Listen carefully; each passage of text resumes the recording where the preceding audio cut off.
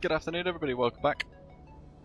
Hope you're having a good week. We're at Birmingham Airport today. Manchester's obviously really popular and we've done that a couple of times, so we're back to Pyre Devco's Birmingham Airport scenery, which has had a little bit of a rebrand because Birmingham Airport, the company that owns it, launched a bit of like legal action against them for using their branding, I think, from the sounds of it. So they've recreated some of the signage to seek their approval.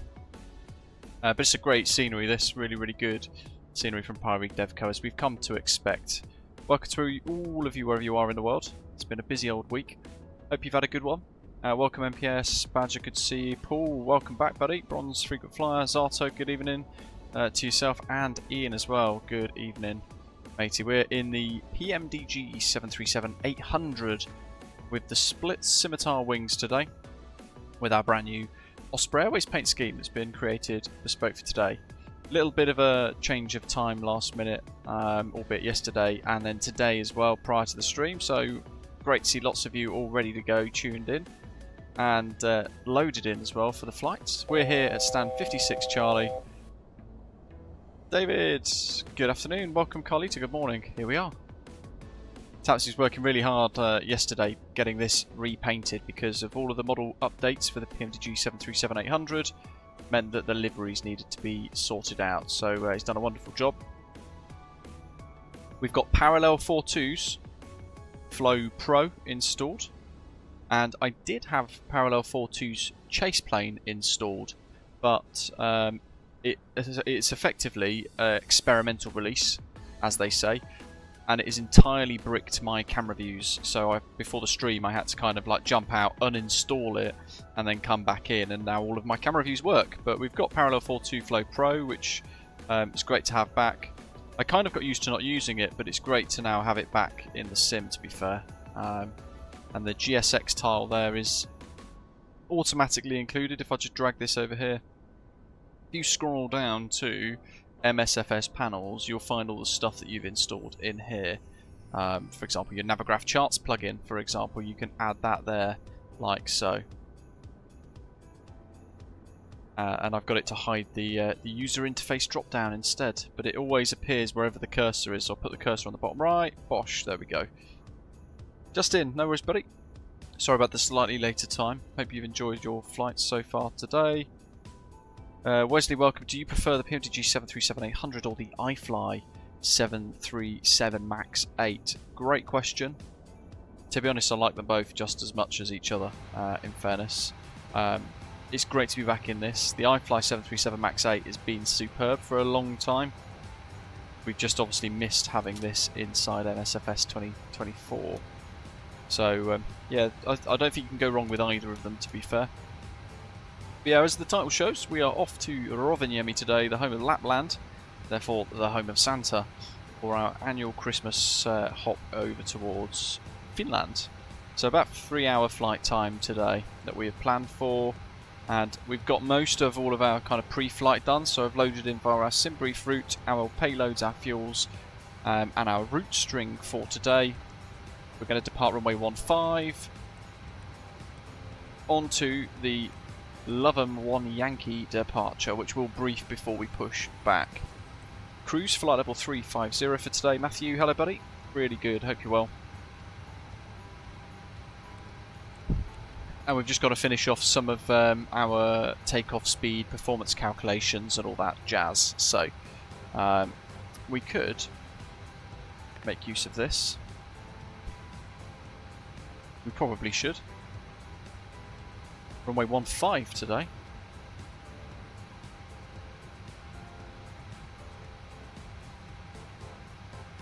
Jolly good. Right. We're going to line up via Alpha, so we're going to get that full length, hence that displaced threshold of 951 feet. And it's recommending takeoff profile 1, flap 5, cell temp 44. So because I've got the Wing FMS, what I can actually do is just go ahead and type that away.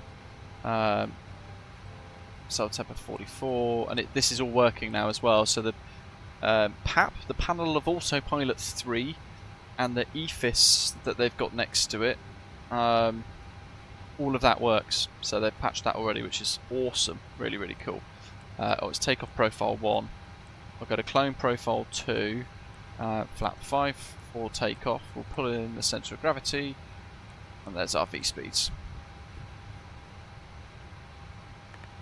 Jolly good. Right, 1228.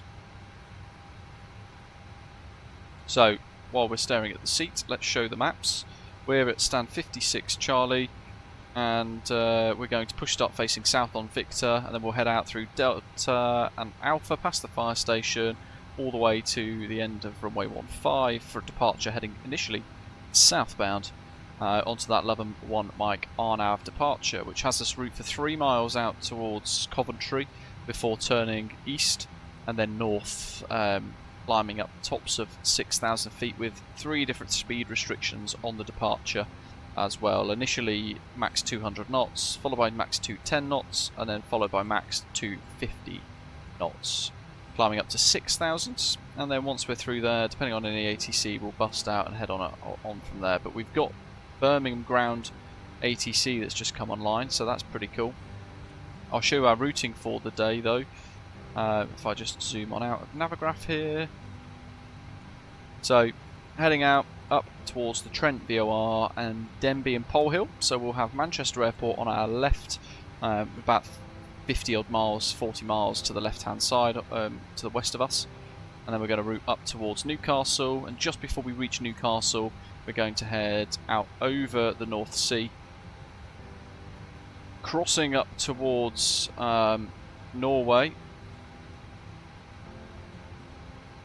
We've got Zola Airport, they've just popped the pin there, so we're going to be quite far south of that, but just to give you bearings for our routing for today, cutting up across Finland and then through a bit of Sweden, crossing into Finland. And it's going to be dark when we arrive, naturally. It's pretty much dark for most of the day up that high. Tap City, hello buddy, welcome. Yes, you can. You can just press the screw like that and pop it there, which is pretty cool. Gotta get my cup. There we go. Flight bag ready. That's done, that's done, that's done.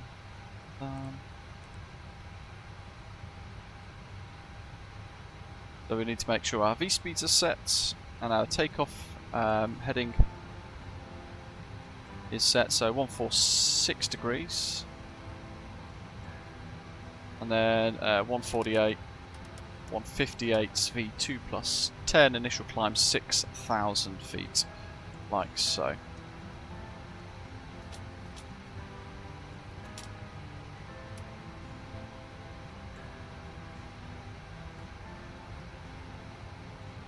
Oscar Bags Music says, have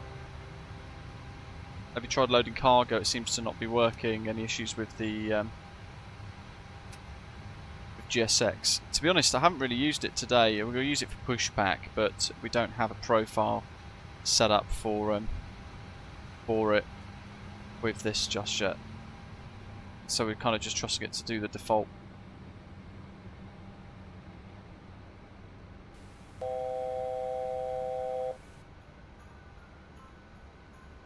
There's the cabin.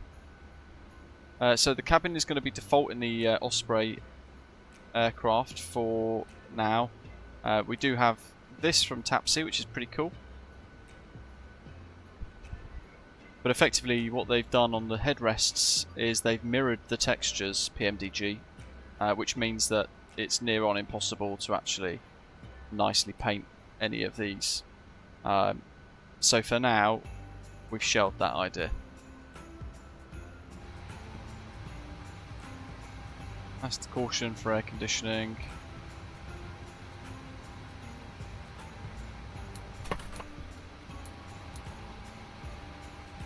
Half of the cabin is mirrored, wowzers. I mean, that's pretty rubbish. That's pretty bad, isn't it? 121805.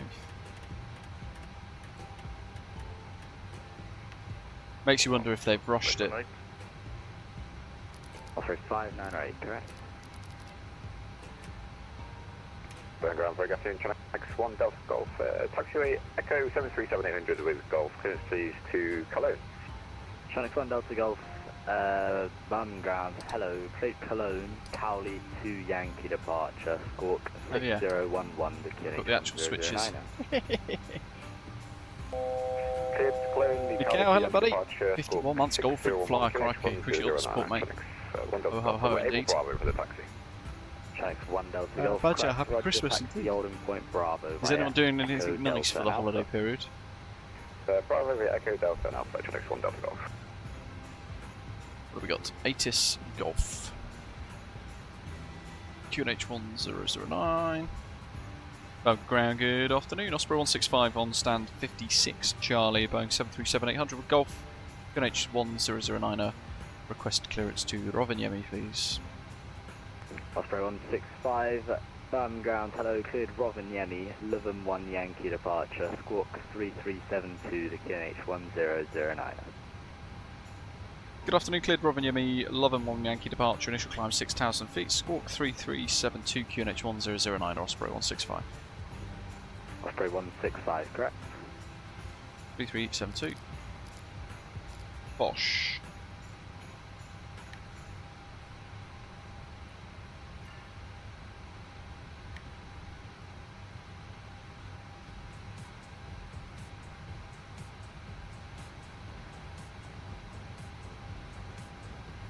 Cool, that's all done, that's all done. Gotta make sure that your damper's on.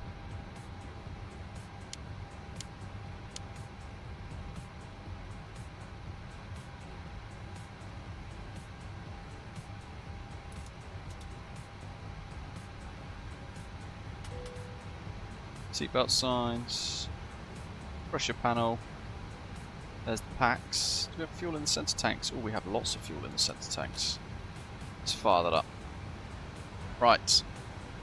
Roller 42, Flow Pro, GSX, prepare for pushback and departure.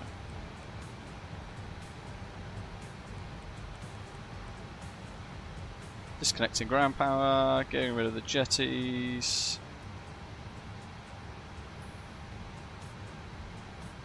And here's the ground handler. It says hello. She's got her voice now. Big scary German Shepherd. Hello Captain, we are ready for pushback. Kinda wish you could hide the Ashton X1 Delta Golf, sorry for the short service, Unicorn 1228, bye bye. That's new. Unicorn After you 128, crash, X1 Delta I Golf, had to disconnect and scream quickly so it looks like a connection failure. Are you 5 for 3 with 9 followers? Departure checks completed.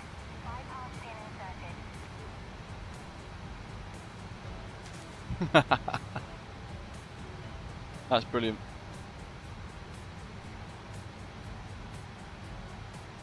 There's all sorts of little Easter eggs that I still not found. Love it. Right.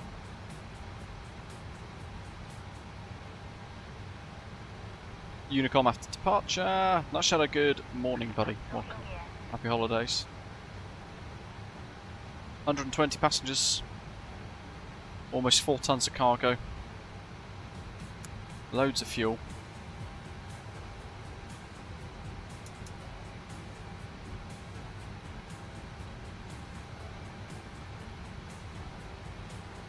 Birmingham ground, Osprey 165 requests push start.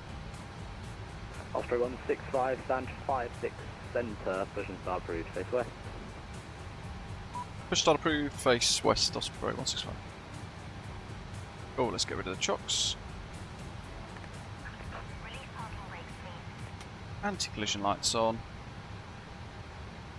Double check New Sky, I am tracking the flight, happy days. Just dawned on me just the thought before we push. Right, let's clear the master caution in case we get other faults during the startup sequence.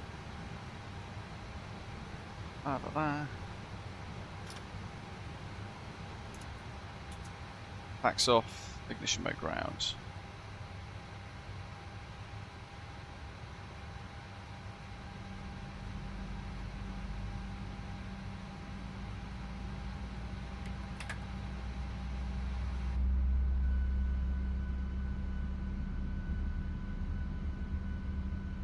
Dapsy, once again, you've done a great job repainting this, buddy.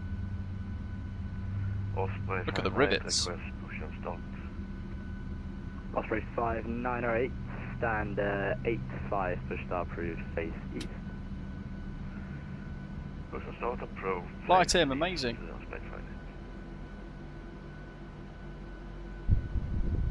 It is nice to be back in this. I did think, I was actually quite surprised, if I'm honest, with how high the upgrade fee was from PMDG. $30 if you were an existing customer. I thought that was a little bit of a hard ask for some people, if I'm being personally honest. My own opinion. A lot of people haven't, yeah, they've been annoyed at it, but they've paid it anyway.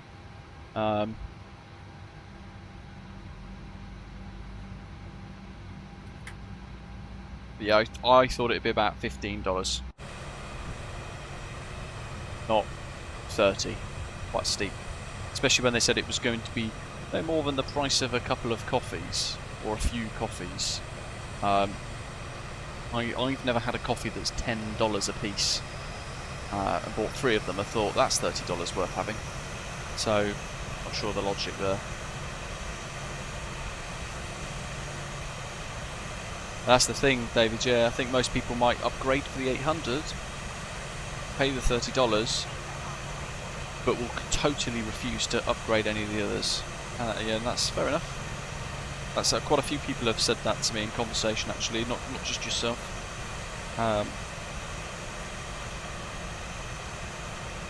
The thing is, most people have paid it. Yeah, people pay these things without really caring too much, then there's no incentive to actually offer a more valuable price, because they're selling the units anyway, right? I wouldn't. If I was running a business, I'd do exactly that. Unlocking gear. Engines 1 and 2. Good, good, good. Right. Gen 2. Gen 1.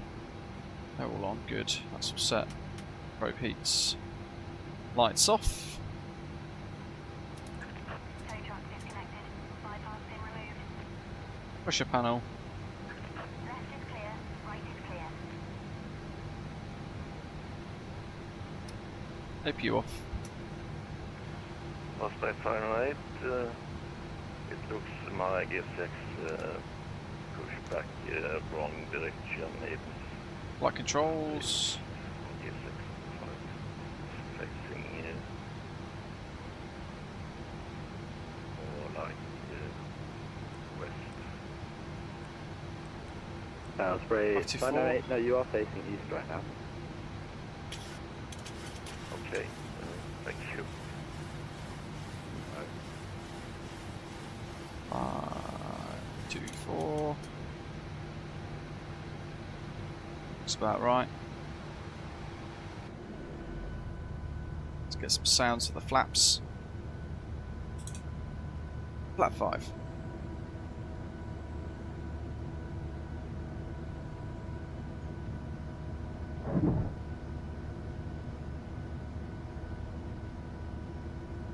G-Box, good morning to you, welcome. Yeah, for those of you in the States, yeah, you're just waking up now. It's great because you get to actually watch the streams from the beginning, which is rare. Although if you're in Australia, like Justin and Ian, it's very late. Because routinely this would be nearer towards the end of the stream. Osprey 165, request taxi. Osprey 165, taxi on point Alpha 1, runway 15 via Delta and Alpha. Taxi to hold point Alpha 1, runway 155, Delta and Alpha, Osprey 165.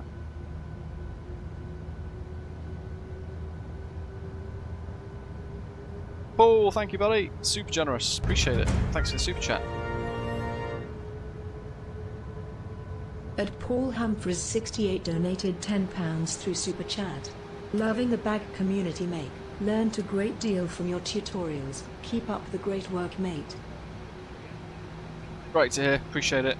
Glad you enjoyed all of the tutorials. Osprey 27, pressure and out. the content. Sorry. Osprey 2472, Birmingham ground. Hello, cleared Rovaniemi. Livum 1 Yankee departure. Squawk 7306. The QNH 1009.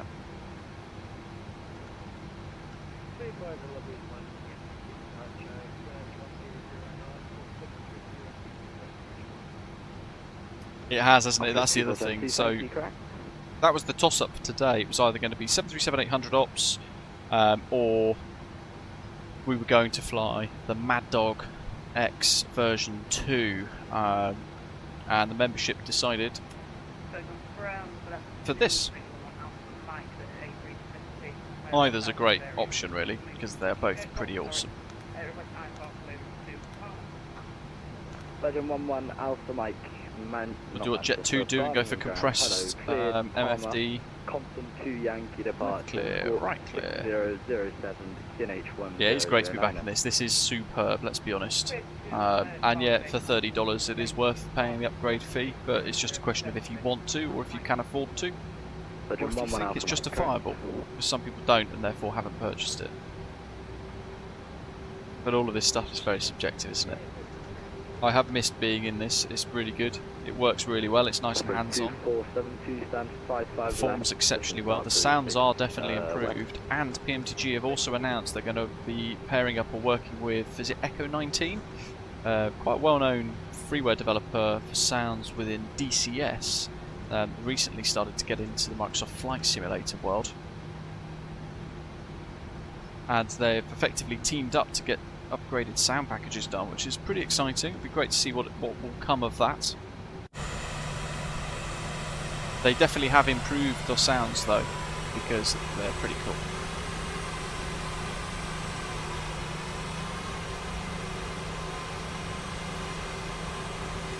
There's MPS.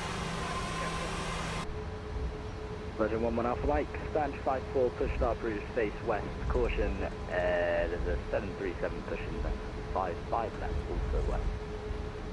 Yeah, David, I've used the Navigraph Academy a few times. It's pretty good. I think it should especially the fact it's free, it's fantastic. Paul completely patched the Boeing FMS panels from WinWing and the Boeing autopilot panels. So basically, all of that. Over to Unicom by Osprey 165. Cheers. Have a great Christmas. All of this is all patched and works. And all stations. I'll be back in just a moment. Appreciate the ATC. I've also forgot to arm LNAV, VNAV, auto throttle.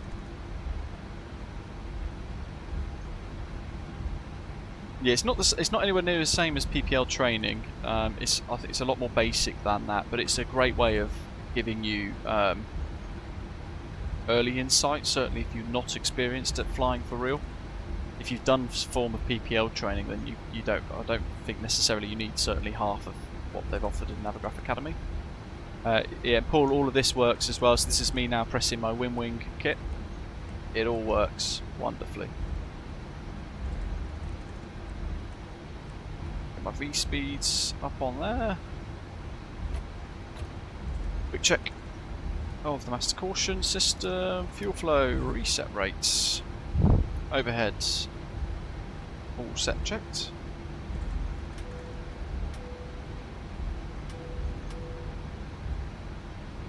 All that ding ding for the crew to take the seats.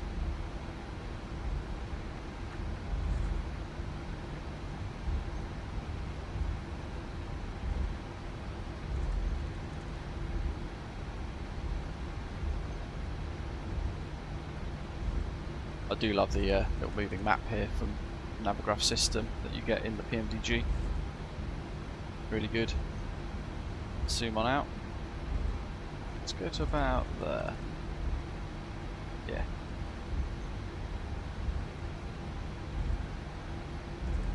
There is a very steep learning curve for the Mad Dog, to be fair, I think, Night Shadow, but that is half of the enjoyment of it. It's tripped me up, even the other day when I was flying it, it tripped me up because there's an ART switch that I'd forgotten about entirely, even though I was using my own checklist that I shared on flightsim.co. So, yeah, what does that say? So, yeah, it is good though, it is good.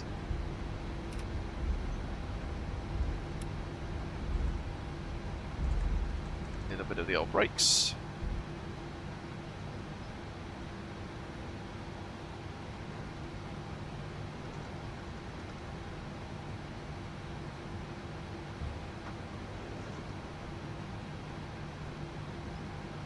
Rightio. Lights, signs. Birmingham traffic, Osprey 165's lining up runway 15 via Alpha, taking off Lotham 1 Yankee departure Birmingham.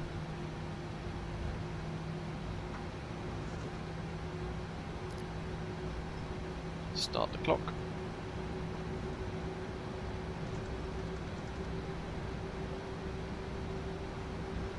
Famous wavy runway. Currently got mainly a headwind of 8 knots, a very gentle crosswind.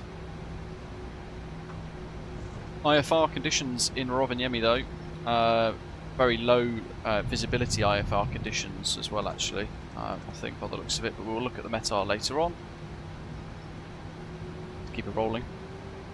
And also predominantly a crosswind of 6 knots.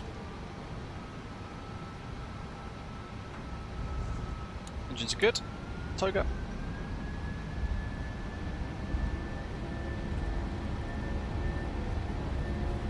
Speed's alive.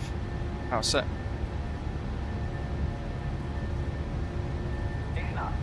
Check. Gently release that pressure of the nose wheel.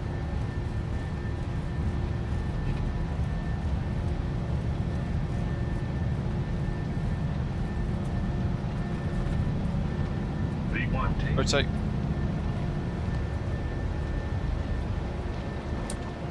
Positive rate of climb. You're up. Chris, welcome buddy. I hope you're well.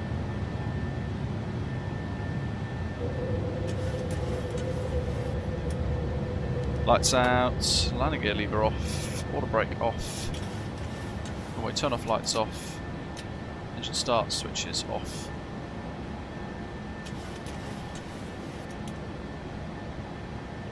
And Birmingham traffic, Osprey 165's airborne through 2,000 feet, Lotham 1 Yankee, final call Birmingham.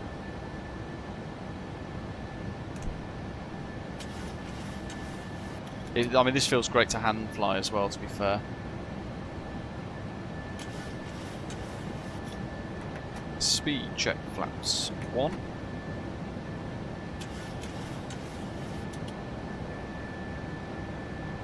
In the next couple of days, Night Shadow, when I get the autopilot sorted out in a second, I'll have a look at the email from MKStudios. I've also got some other content from them coming soon, post Christmas. Look at this! It's just, this is great to hand fly. It's so good.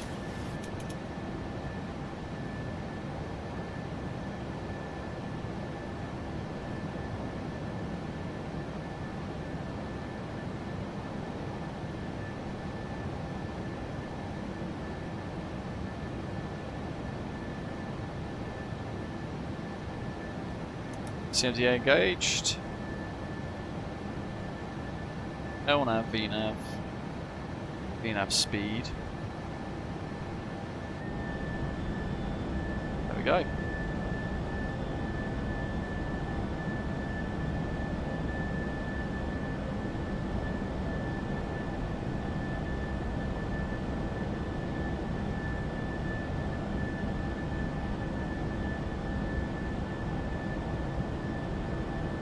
And I'm just looking ahead on VATSIM radar. I think we're good for now. I'm going to set 12,000 feet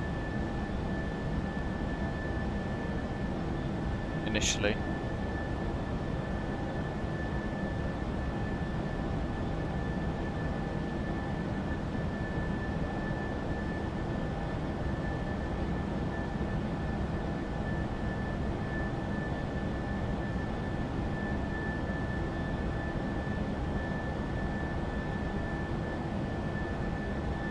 We've still got that big speed restriction at the moment, maximum of 210 knots. It's holding that amazingly well.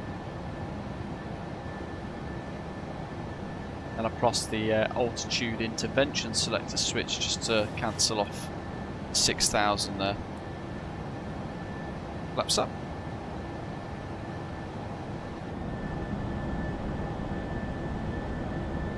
Look at that.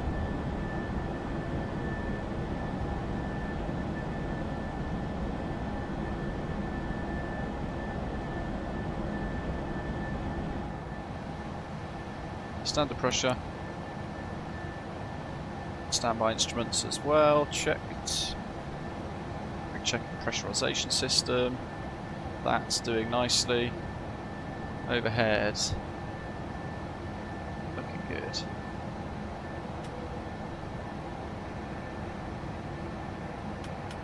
Get those off, so I will forget. Logo can come off as well. We can settle in. What have we got here? Let's go for number 4. Oh yeah.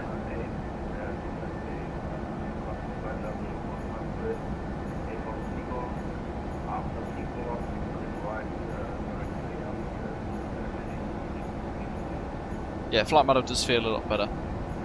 Who else has upgraded to the 737-800 now it's been released?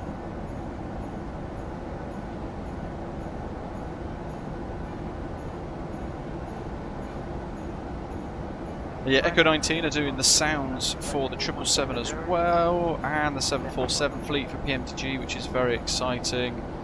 And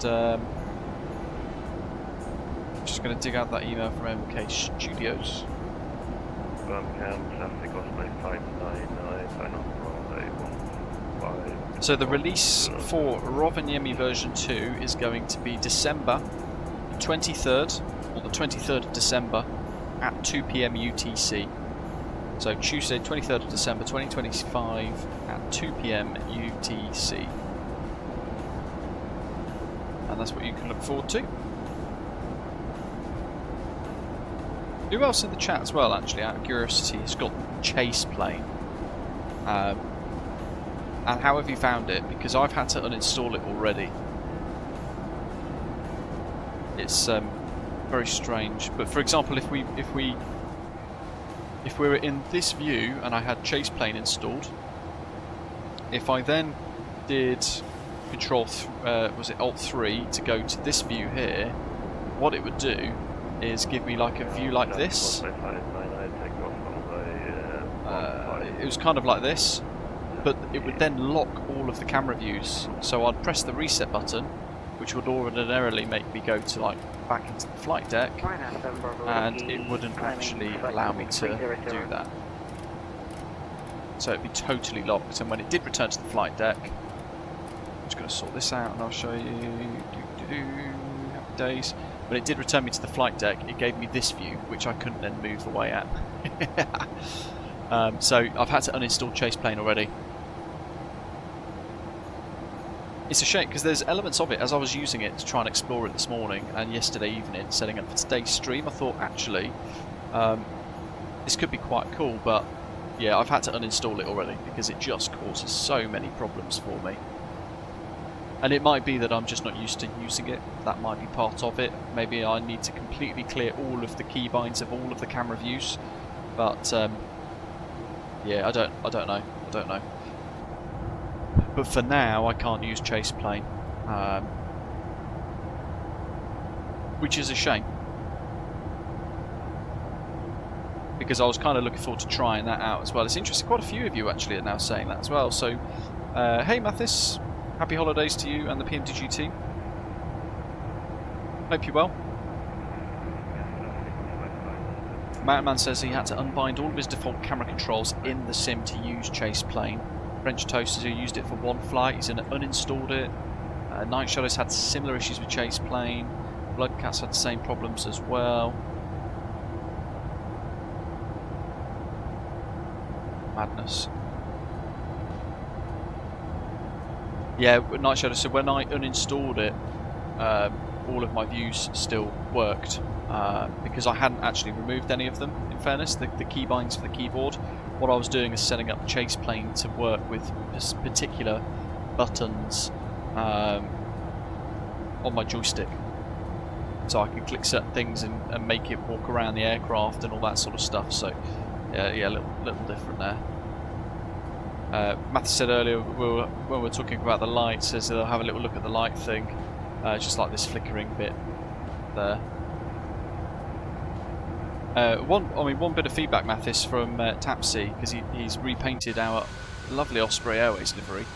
All of the cabin seat textures apparently are mirrored, which means that we've been unable to create custom interiors on the seats and the seat cushions. So I'm not sure if that's something that there's a workaround for in lieu of a paint kit, or then I'm not a livery painter, so I'm not actually 100% sure. Tapsy will be able to explain a bit better if he's still in the chat. Will you be looking to create any tutorials for the 2024 version, or will the 2021s cover this effectively? The 2021s will cover this effectively. In fairness, I'd be tempted to redo them all anyway, using this, using the new paint scheme here, or the updated paint scheme. But it depends what people want. If lots of people want an updated selection of tutorials, then we can take a look for sure.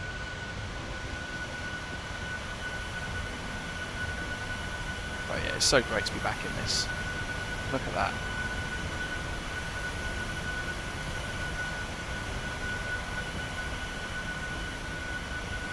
The thing is with the Boeings is you are so involved in the flight deck environment when you're buzzing around on flight sim, so it makes a really enjoyable experience. Certainly that's what I find anyway. Yeah, lovely livery, isn't it? French toast. These are all working on New Sky, by the way, our virtual airline client, so it's already working.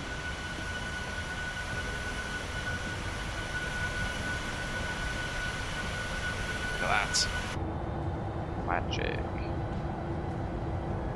And actually we could probably go and hunt some Easter eggs now, can't we, throughout the journey today, because prior to the release, notwithstanding the cock-up in Madeira with the 2 sceneries installed, although I checked, actually I spoke to some other people afterwards, and the last update seems to have reactivated sceneries for quite a few people, and it seems to be I'd been affected and not realised, but I should have checked in advance, so it is on me regardless. But we were told that there are many Easter eggs to go and find, but not to show them up prior to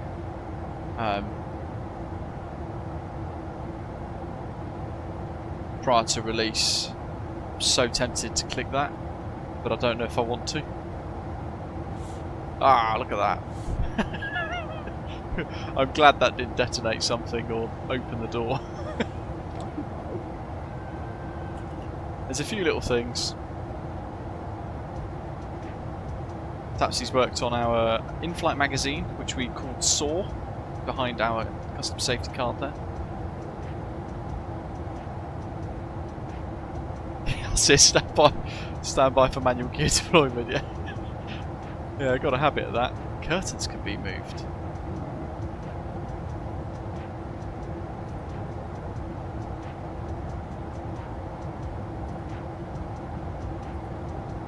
Don't tell Strike what the flight attendant will call and have a talk with Robert Randazzo.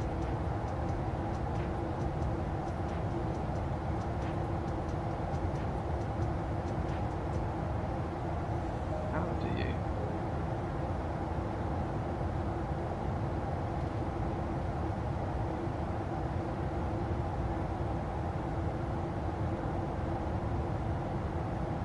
Let's go up to that skylight, look at this.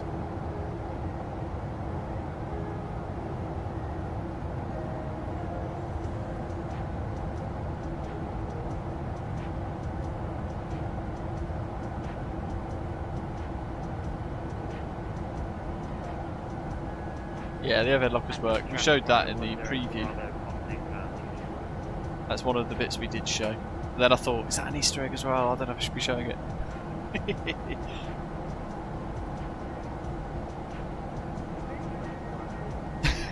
Yeah, brackets. Do not try. Yeah, the emergency exits work. Don't try that in flight, guys.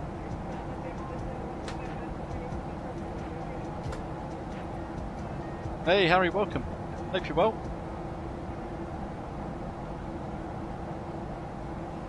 Ta-da!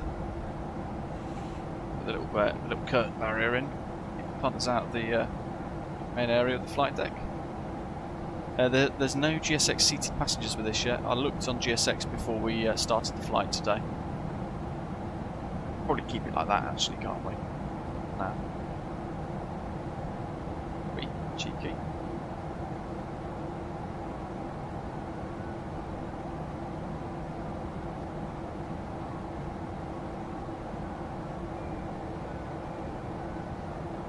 I reckon that's all of them in here for now.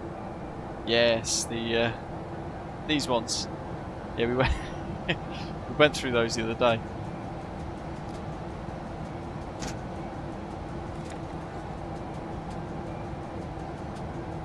Somebody picked up on, there we go, Wayland Yutani Core.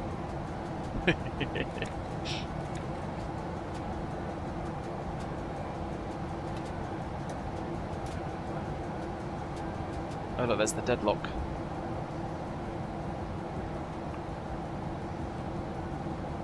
Have a little party with the lights.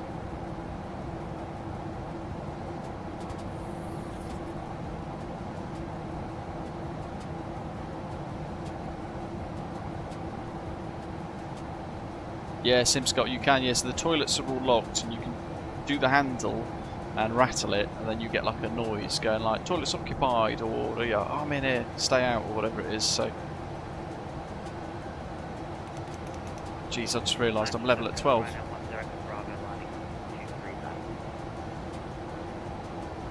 We've been exploring so intently. Let me just sort this out. I just thought to myself, we look a bit low. Oh, it's great. Let's chase that sun back up. Crikey. Yeah, the cookie's down here.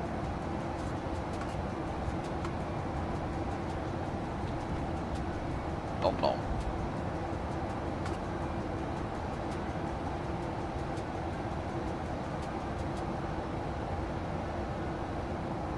Coat hanger.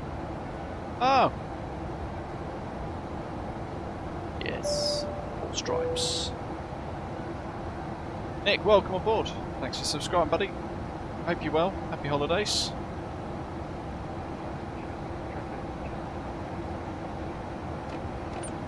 The old seat moves.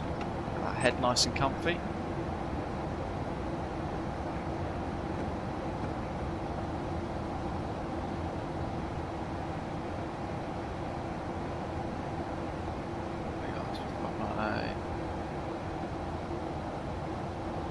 In fairness, if we just go here, we've got Manchester down there somewhere, we'll have a nice view of that. Thankfully we're not in conflict with anybody around us, even though we've just kind of sailed away lovely 12,000 feet.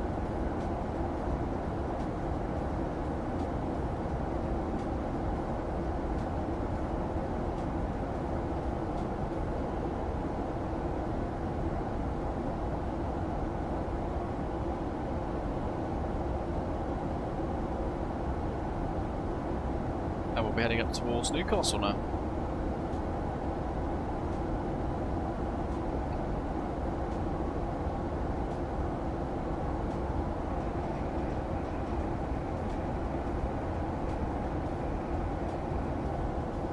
Yeah, it is, isn't it, Chris? That's the thing, it's absolutely superb. Now this Microsoft Flight Simulator 2024, the visuals are spectacular, aren't they? They are really, really good.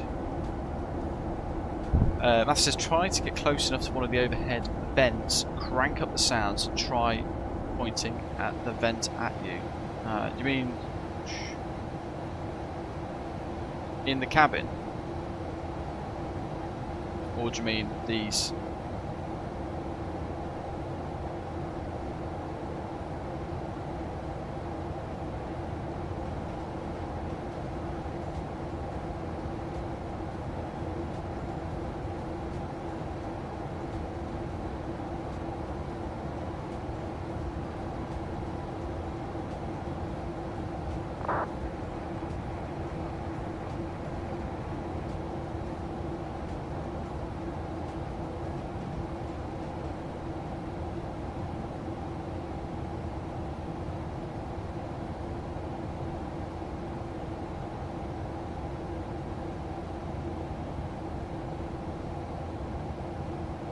I could definitely detect a little change. We pause the music and turn it up for you folks. We're on 15.6.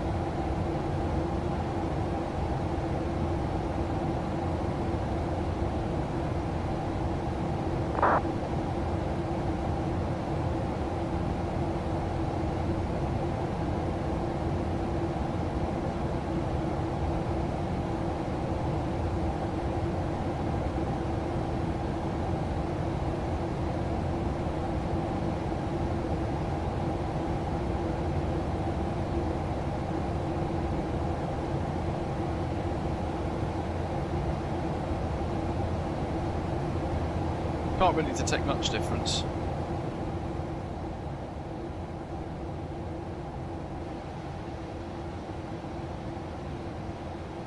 You can hear like I could hear like a change in pitch, like a so yeah, very subtle, but there's definitely something there. You might not, I doubt, to be fair, you'll be able to pick that up on stream. Because certainly the way that YouTube compresses things.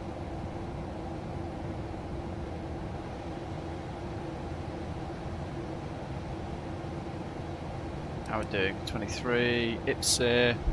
Quick check of the old fuel. 9.8. Oh, we're in bloody pounds here. Let's get out of rubbish pounds. Let's get into kilos. Proper money. Can't remember what tab it's on. I always forget.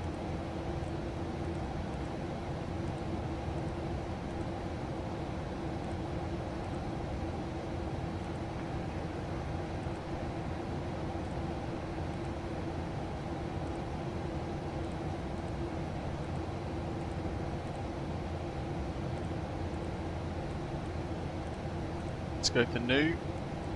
Window shades, new.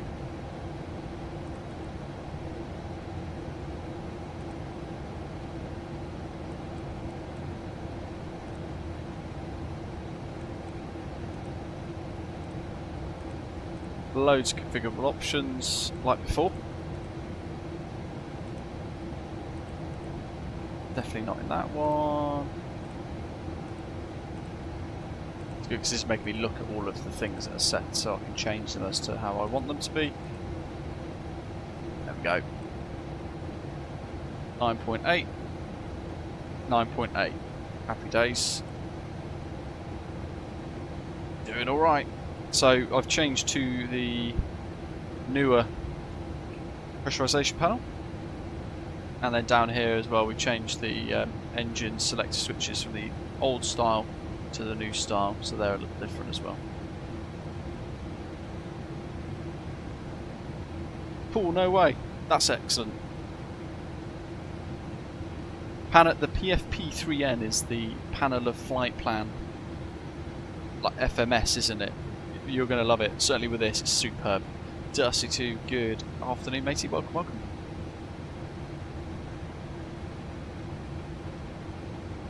And pilot simulation, welcome. Finally made it into the air, no worries, buddy. Great to have you along with us for the ride today. Stephen Kirk, have you got the very latest Phoenix A320s installed? And if so, have you got the latest liveries installed for it?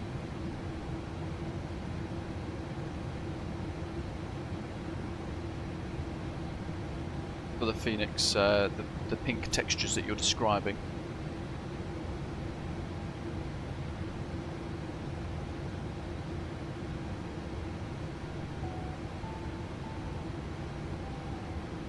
Chris, welcome, mate. Good evening to you in Kazakhstan. Welcome, welcome, Yekshamesh. Amazing. In Kazakhstan for the festive season with family. Used to work there. Enjoy Christmas and the New Year when it comes. Appreciate it, mate. Hope you have a great one. What does Christmas look like in Kazakhstan? As a genuine question. I would imagine it's not all about having a big roast turkey and roast potatoes and like, turkey gravy, cranberry sauce. I'm assuming it's none of that, but I'll be quite interested to hear what it would be like.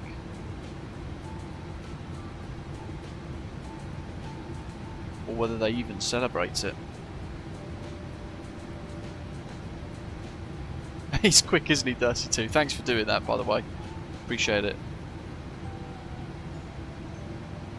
If you didn't know, folks, we've got a whole load of new tours on our virtual airline Osprey Airways over on New Sky.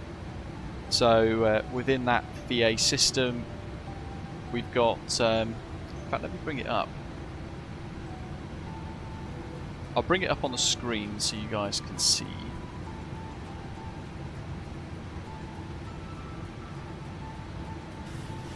Stand by, stand by. Strike, strike, strike. Right.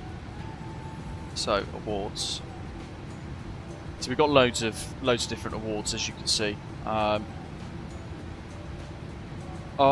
some of these ready to go, Dursey 2? Because there's a few here that haven't been activated just yet. There's some. So Exile to St Helena, pretty cool. That's an epic thumbnail. I love that. Whilst direct flights are still only a dream for this isolated British overseas territory, real flights from the United Kingdom currently go via South Africa. Heavy aircraft are included for the long-haul sections, but owing to the runway size, the largest aircraft that has landed at St Helena is a Titan Airways 757-200. So you need to choose our aircraft wisely, plan your fuel carefully as to whether as weather and the long distance to an alternative makes this a precarious destination.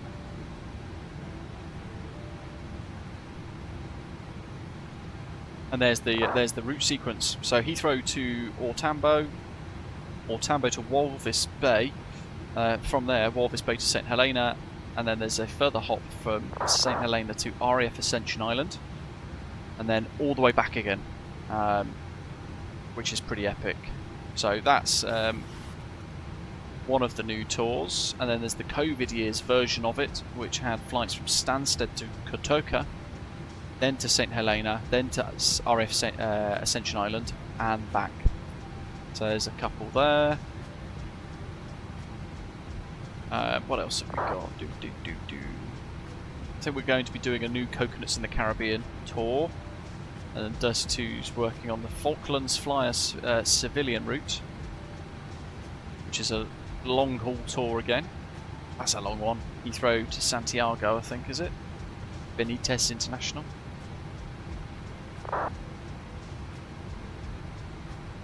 And then all the way around and back. And the RAF route goes via Ascension Island.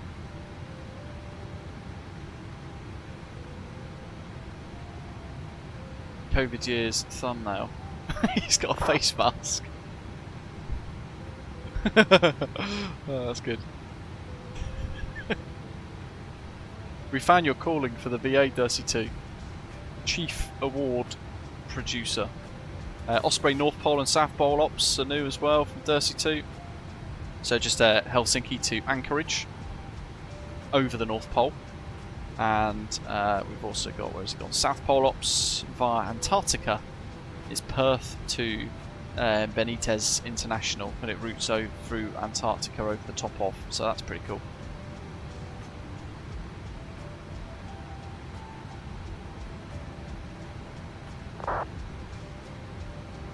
That's where we're at so far, isn't it?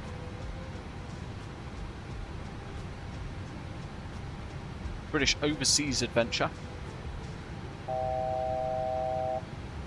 So these are like return long haul hops. They're pretty cool. Any order. So like Heathrow to Providencial and back. Heathrow to Linden Pindling and back, which is Bermuda? God, let's zoom on in. Oh, Nassau. Of course it is. With a little fifth freedom flight to Owen Roberts, and then back to Heathrow, Antigua, loads. So little hops to the Caribbean there in progress to that one as well. So we got quite a few. We should do one for the Mad Dog actually, shouldn't we?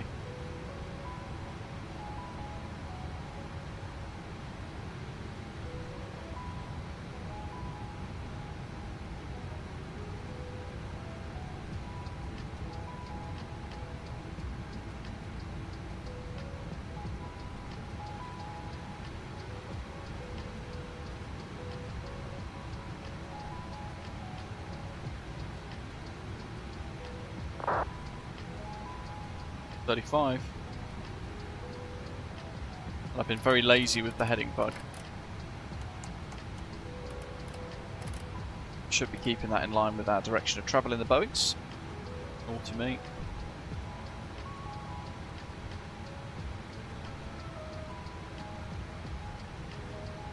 Yeah, the Mad Dog from Leonardo is going to be launching fairly soon as well. I think they're hoping to get that sorted before Christmas. I have got a new version actually, which has got some tweaks to the sounds based on our stream the other day, where some of the sounds were not 3D. Oh god, the name of it's gone right out of my brain. But yeah, for example, in here, in the flight deck, we've got these beautiful air conditioning sounds. We can walk then through the cabin, and you get that 3D soundscape.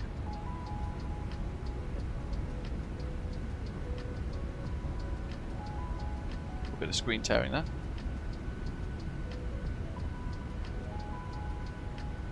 So you get some different sounds all the way through as you progress the cabin, which is really nice. The Mad Dog, when I flew that the other day, didn't have that 3D kind of sound environment. Fed that back to the team. They said they've updated some of the sounds and they'd sent me a new package, but I haven't had a chance to check that out. Ian's saying it releases today on their website.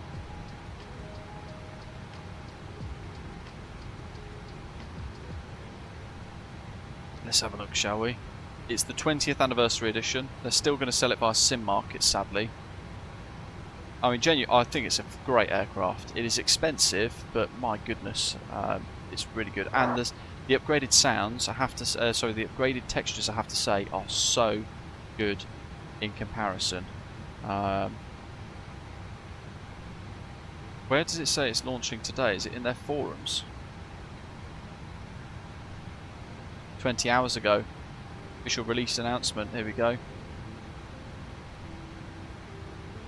After 20 years. Wow, is that how long they've been doing this for? They do need to update the tablet though and make that a bit nicer because they're still a bit ugly. But the textures in the cabin and the nighttime emissives are certainly pretty amazing.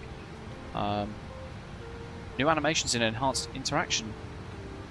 It's now possible to operate the sun shaders and switch passenger lights directly from relevant view positions. Wow.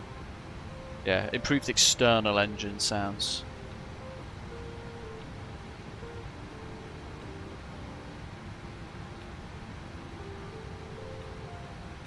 It's been released already. Amazing. It's out now.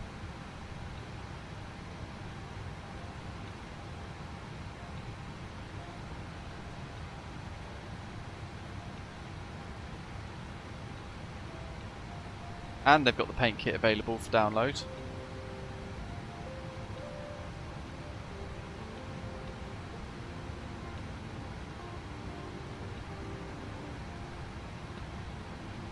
Now I know for those of you who are thinking, well, I've got the immersive audio Mad Dog sound pack. They've mentioned it here. I spoke to the developer yesterday via email. He has got it, and he was trying to juggle up the idea of either releasing a patch to make it work sooner rather than later, and then continuing to work on the big update that he's already been working on, or if he just waits for a little bit before releasing the entire thing in one go. To the point where he's going to have crew announcements and all sorts of stuff, pilot callouts through the takeoff roll, for example, all included, which is an amazing sound package upgrade. There's the pricing model for the Mad Dog. Again, about $30, 30-ish euros. Bit steep, again, for an upgrade. What is a niche product? But you do get all three products in one go now, which is nice.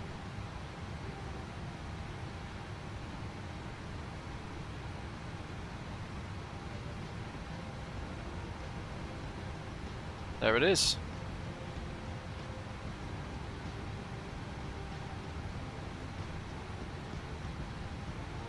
It is a joy to fly, genuinely. As much as a learning curve as it is such great fun.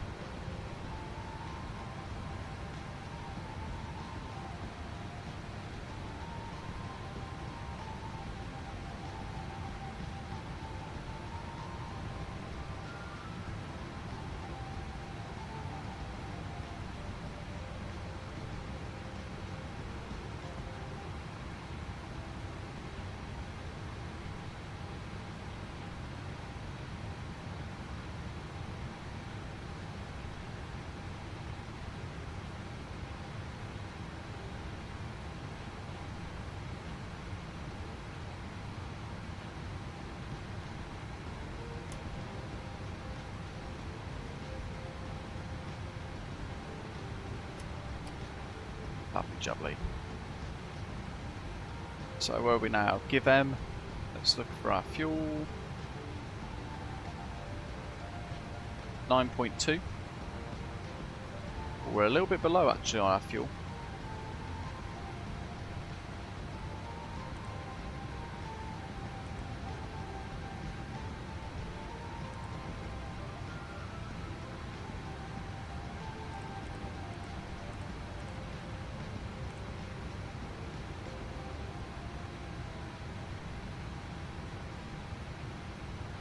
Step climb now. And what if we have speed? 37. 37.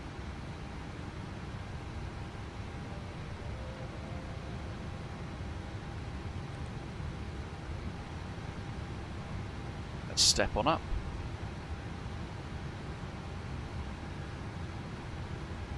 Tris, how is the 737? It's wonderful. Look at that. It's great to be back in it. I've really enjoyed the iFly 737 MAX 8. It is superb. I have missed the 737-800, even though they're pretty much the same aircraft. They are quite different in their own right as well. And again, as to be expected with this, the performance is superb. Frames per second wise, super smooth. System depth bang on. And now with the new cabin and the improved sounds, it is a really good upgrade. So yeah, I'm glad to have it back in the sim, to be fair, because it is one of my favourite aeroplanes to just go buzzing around in.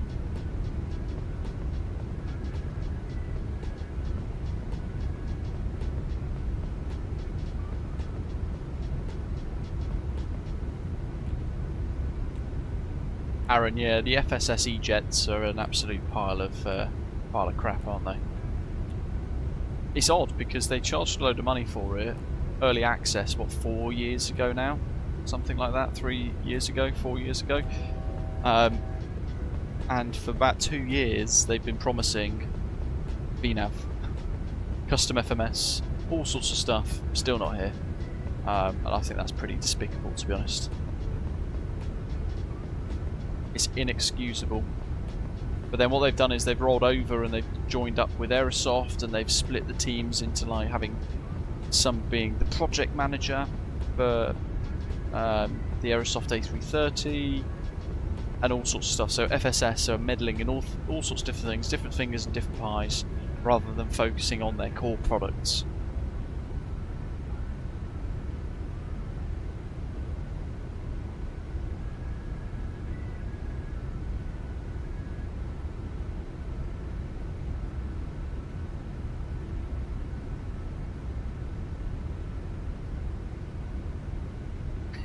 That is very true. I'm hoping you've thought it's been a worthwhile move for you, for sure. They have got potential, Aaron. I agree. I think the problem with the FSS E-Jets is people were really excited when they got released. They promised a whole lot of stuff. They had a bit of momentum at the start, and then it just fell off. And they've not really focused since, or been honest with people since about where they stand, and instead they've effectively just like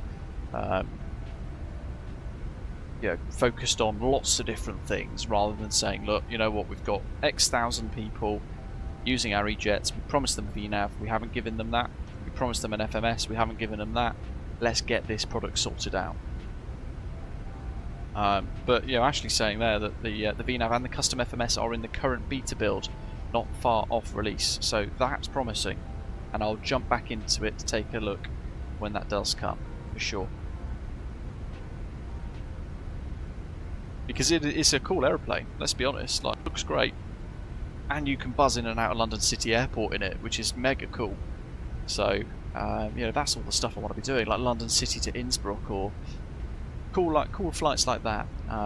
Flights into and out of Washington National as well with the E-Jets. Loads of different US carriers buzzing around in them.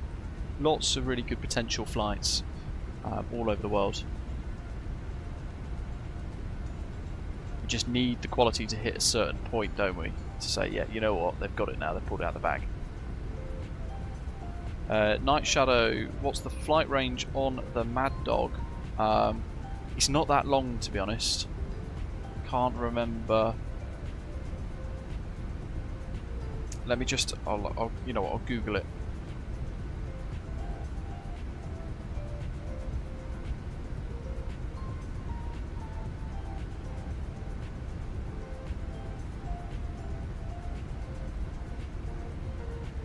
The MD-82 had a typical range of about 2,000 to 2,500 nautical miles depending on load, fuel and specific variants.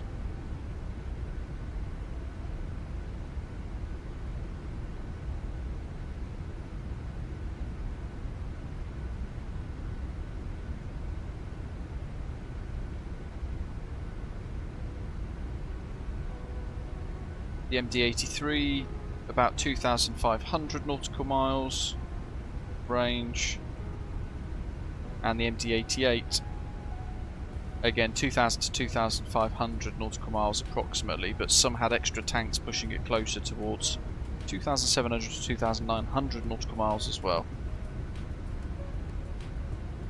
So not really very long. When you bear in mind, well, yeah, the 737 typically flies around 3,000 nautical miles, doesn't it? So a little less than what this can do.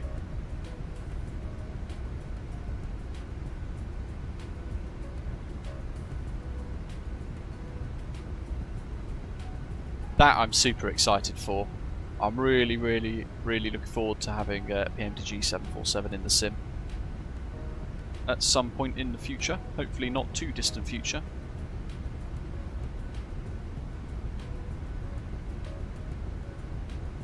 Stringbean says hopefully PMDG released the 747 in 2026. Flew it in the legacy sims, but he misses it in today's sims. Long overdue, but I'm sure it'll be worth it. Mathis there saying that all of their codes are now on the 747. Modelling has already been going on for 20 months. Coders will need to step back for some fixing and the changes for the 600, 700 and 900 variants of the 737.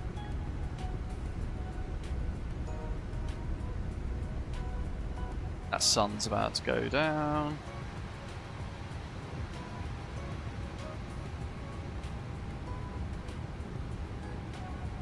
I can't remember where the old click spot is for the curtains. I'm actually worried that that one is the emergency exit, so yeah, it is. I'm being mega careful here while I click.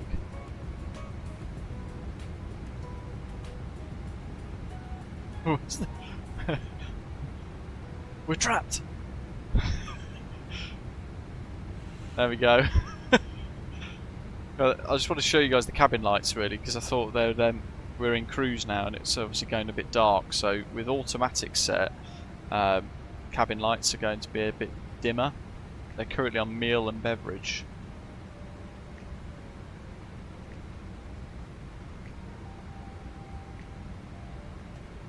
Put it on cruise.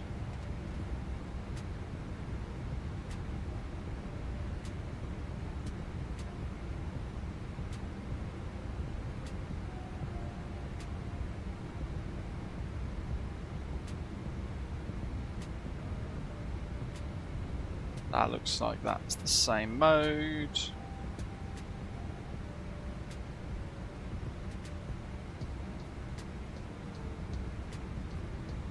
Cabin lights. Sunrise, sunset. Not getting any lights. All of a sudden. In the manual mode. Getting them here though by the looks of it. Unless that's the sun. Ah, that's the sun beaming through. That's pretty cool. Let's pop it back on auto and see what it does.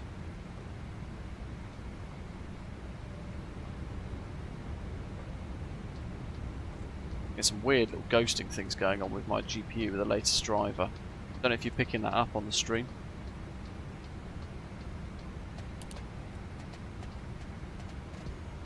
Oh, that's the air stair. Crikey, I don't want to click extend.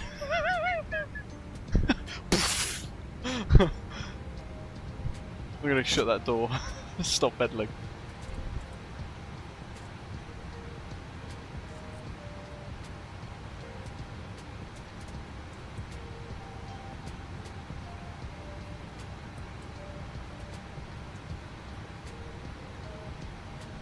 Ian said he rolled back to the last one just before stream. A lot of people saying that they're having problems with the current NVIDIA driver.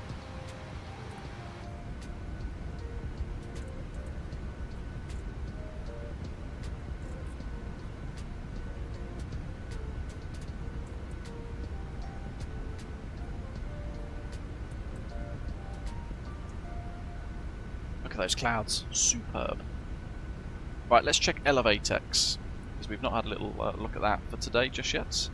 Put those screenshots in, I'll turn the focus mode off. So well over the North Sea, MPS Gaming is all the way up there already, a different route string. We're following the same route string that TUI operated on the other day with their 737 service from Birmingham to Rovaniemi, so the exact same routing that they operated on. Thanks Ashley, we're using that today. So Badger and MPS are on a different routing, further to the north of us. To be fair, much faster aircraft, so they're going to zip past pretty quick. Badger's in that beautiful Finnair livery, that A350 900. Looks absolutely superb, doesn't it? That had another update yesterday, so inibuilds are doing really well with the updates. Ian needs to change his ElevateX, because that says he's in a Cessna 172. He's in the 737-800s.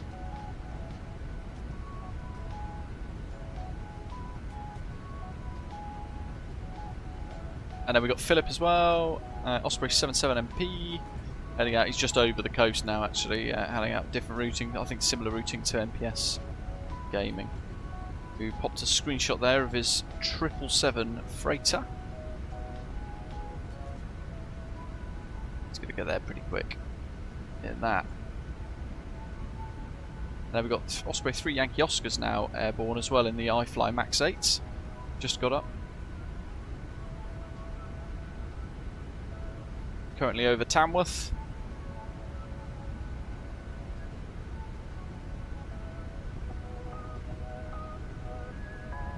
It's Birmingham there, our little destination departure airport for today. So that's our little fly along for today.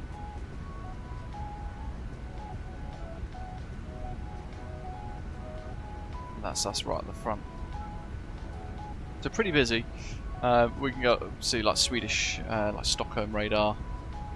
And then we've got ATC across all of Finland, including Rovaniemi, and they've also got Kittilä further north as well. It's got that sorted out. FlexTemp popped that screenshot in so we can see the landscape that we've got to look forward to later on. As we make our way towards Rovaniemi, a little bit of cloud and rain, precipitation, maybe snow in fact, over there currently, just drifting towards the airfield by the looks of it. Lots of snow below.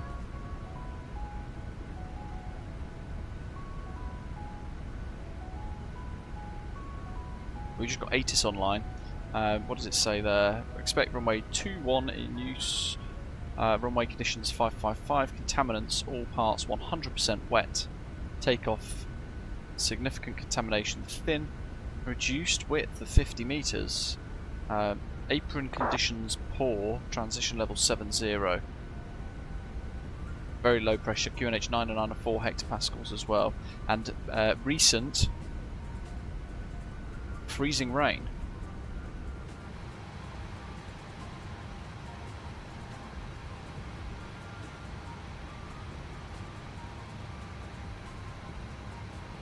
I'm going to have to do a flight one day where we just stare at this in cruise to see if we can see the toilet being flushed, because the cabin pressure blips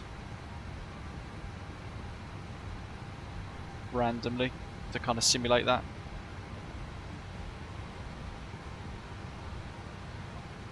So I'll have to be like sitting there like this for a few minutes. I don't know how to clear my GL and GX cat. I don't even know what they are, Birdman, to be fair. To be fair, I don't think many people do.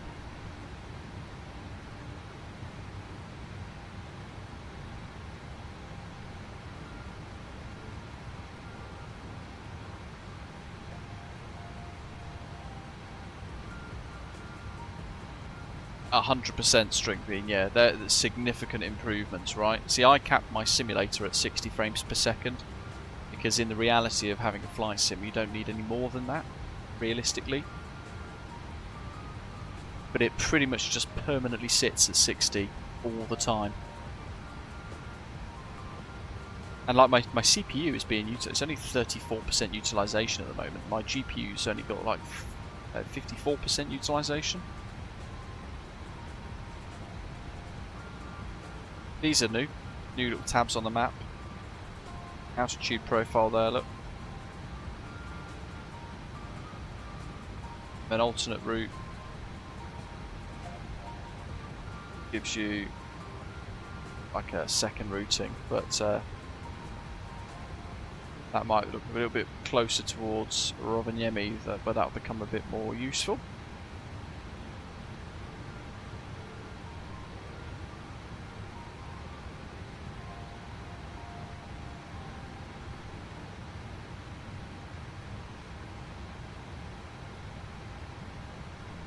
If you haven't noticed, we did it earlier, but you can now, with the tablet in this, get it out of the dock, undock it and pop it there. So if you're in pre-flight, you head down and you're kind of like setting up your flight, you can pop your tablet there by pressing the little screw down here, and you can have it all here for your V-speeds and everything else. So really, really useful. Then you just click there to redock it. We've got custom pens as well from Tapsi. James Bond pens.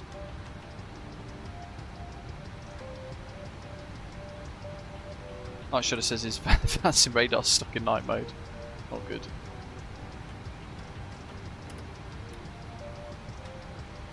Yeah, it's a really handy feature, isn't it, Night Shadow?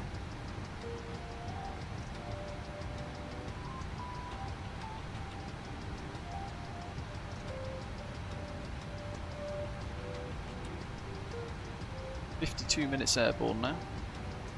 According to the chrono.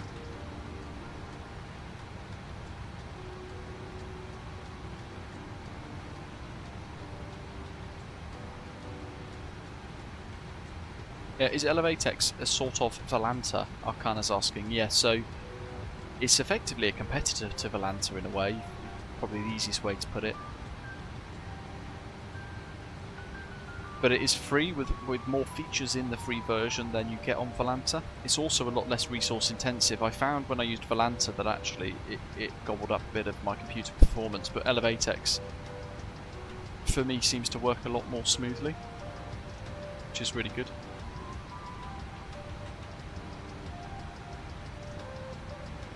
And it's got all the same sort of stuff that you could have on Volanta, for example. So you can pop dark mode on.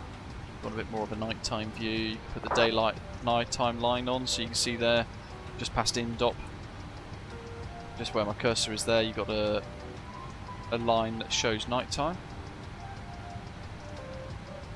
Quite useful if you're flying and stuff, and then weather radar turning on and off. Lots of different options here. Now I've got this one ticked, which is sceneries in the sim, so it will show me via like little icons all of the custom sceneries that I've got installed. And then the VATSIM options are all switched on as well.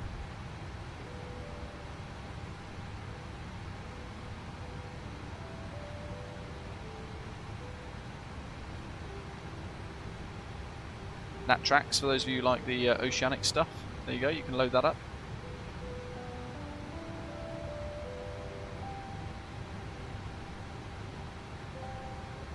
It is pretty good. Yeah, give it a go. I much prefer it compared to Volanta.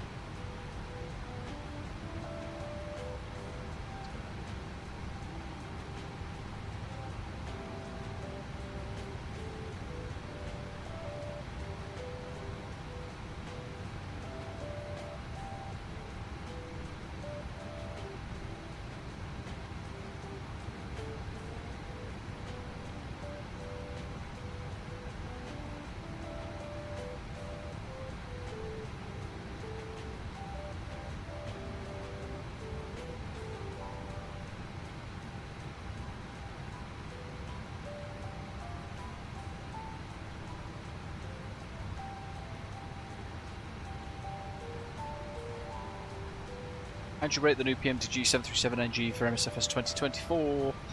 Andrew's asking, is the best studyware third-party aircraft for the sim to date? What are your thoughts? Study level for me is always like a bit of a weird name. I prefer to call it high fidelity. And this is, it's as good as it gets. But there are also, it's not the best because it sits at the top with loads of different other airlines. Not airlines, different aircraft add-ons.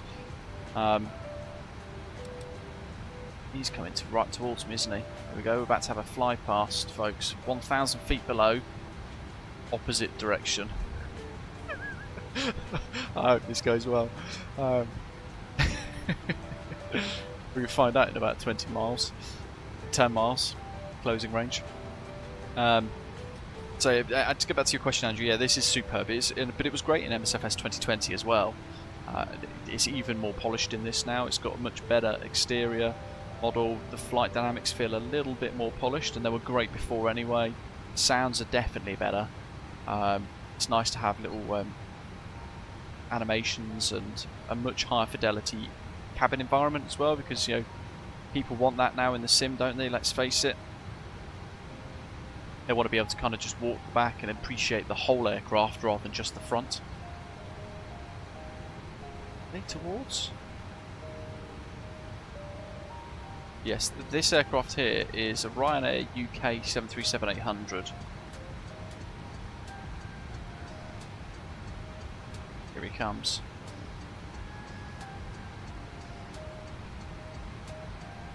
Much better than the 2020 version. And yeah, the flight deck textures are really nicely improved. 10 miles.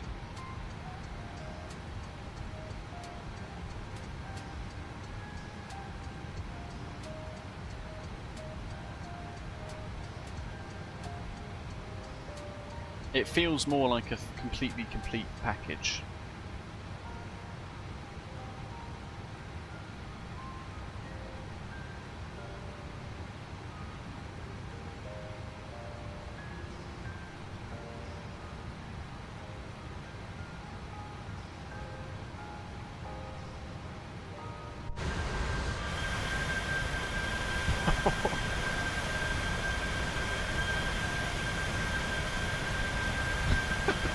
Oh, that's great, isn't it? Look at that, that's so good. Chasing the sunset.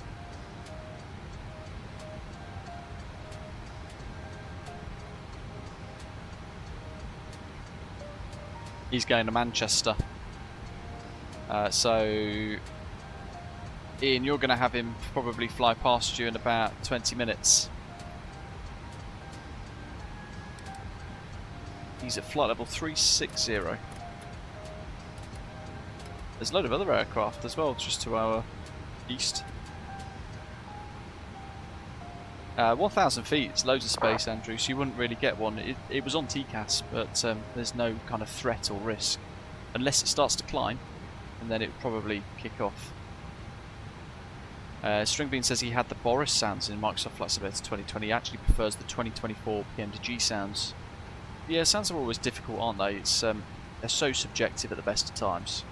And it also depends on what hardware you have, because if you've got like the most amazing speaker system for your computer and the most amazing sound cards, your sound experience is going to be very different to perhaps someone that's just got a basic sound card with some Amazon speakers plugged into the back of the computer. And because of that, the same sound package might sound vastly different. And that's what sometimes I think when people criticise the sounds of a product, I think, well actually, what hardware do you have? What sound card do you have? Because that could actually be part of the problem. Whereas if they maybe upgraded the sound card to a higher quality sound card and a higher quality speaker system, then they might find actually they get the bassiness, they hear the vibrations, they hear the buzz a little bit better from the engines on the takeoff and all this other stuff. Multipilot, yeah, amazing. Glad you're enjoying ElevateX. You can also import all of your Volanta data to ElevateX, so you can keep all your flights, all your history, all that sort of stuff as well, which is quite cool. And that's very easy to do. You have to export it from Volanta first, which can take about 10-15 minutes, and then it imports really fast into Elevatex. I just realised as well, actually, this is, I think, potentially, unless we did it last year, this might be the first time flying into Lapland in Microsoft Flight Simulator 2024.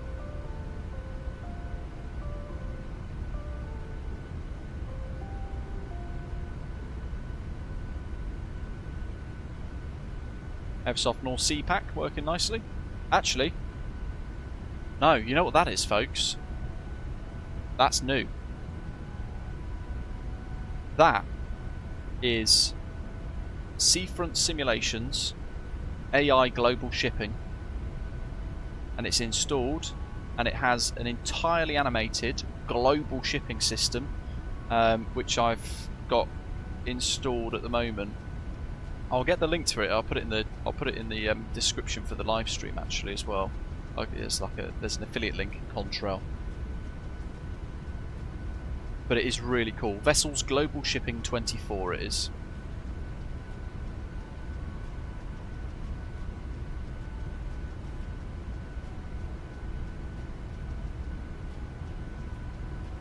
It's really cool. I flew into, where was it? Goodness. I flew in somewhere the other day as like a little bit of a test, and I spotted a load of ships going out of a port. I can't remember what it was now. I've had a really hectic week. It was very cool.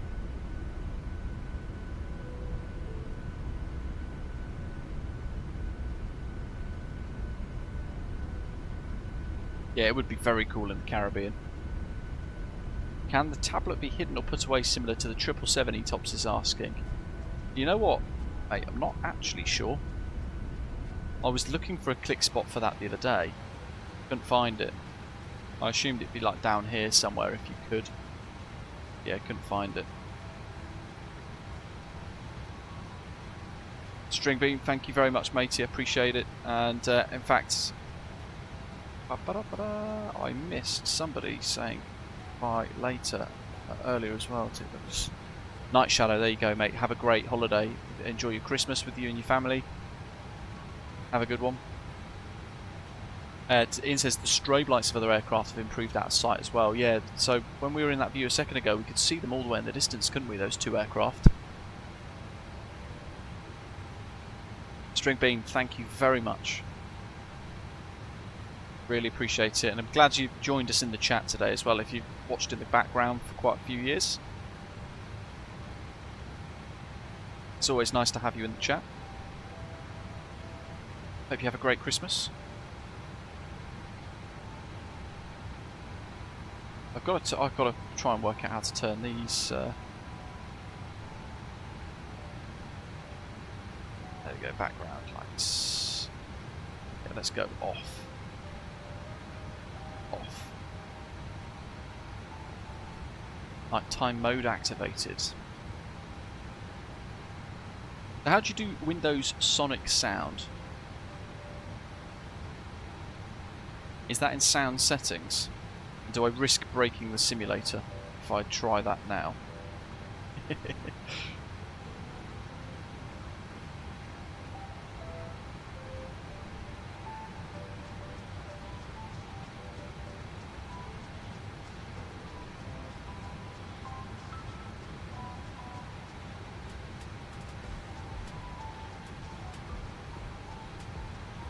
We've had a lot, haven't we?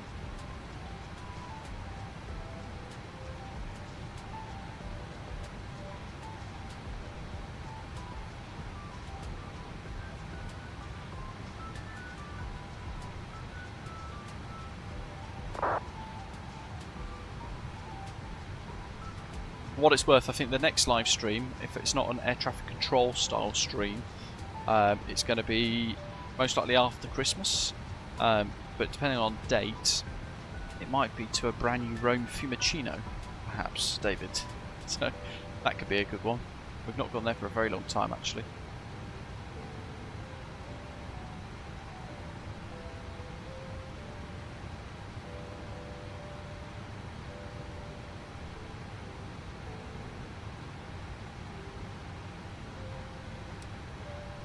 if it's going to suggest a step climb to 390. Might say no. Let's run in the numbers.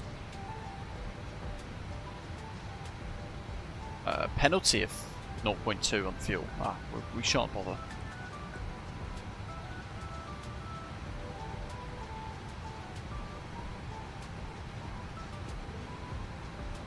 Crikey, Andrew, you know what? I never understand how people can do open water swimming, especially in the winter. Apparently it's nice, but I couldn't bring myself to do it. Andrew went swimming in the sea this morning, 7 degrees Celsius air temperature, massive waves, but putting my phone with tripod on the beach, I caught the record button to off, so missed the swim recording. That's always right. You know, it's easily done. Is anyone working on the Greek islands, Ian's asking. I'm not sure. I'm really disappointed we don't have a good skiathos in the sim. I think that's such a missed opportunity for, like, you know, Orbex, for example. Why have they not patched that?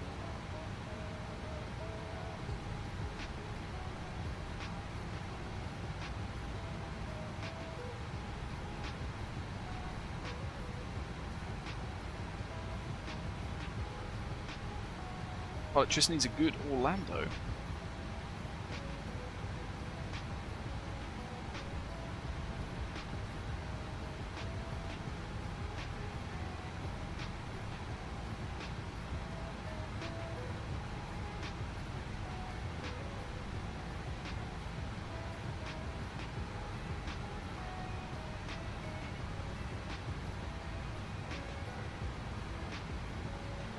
Yeah, I think for me, just like thinking about it, for me, definitely the best thing would be a skiathos, a decent skiathos. We've got a really good Samos now, so that's great because that's a nice, tricky airport to enjoy. What else would I like to see? We're so well covered now, aren't we, with lots of good sceneries. I can't think of any ones that come to mind that have got tricky approaches that are quite good. You know, other than the ones we already have, like Innsbruck, Samos. We definitely need a skiathos of some sort.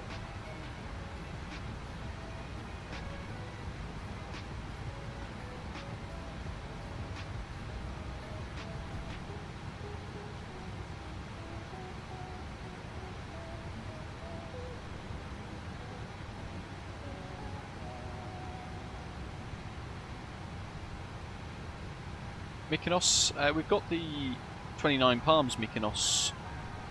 I think we've got there's another Mykonos as well, actually. We'll have a quick Google. Yeah, 29 Palms on Contrail. It's pretty good. It's version 2. And it's only like 12 quid.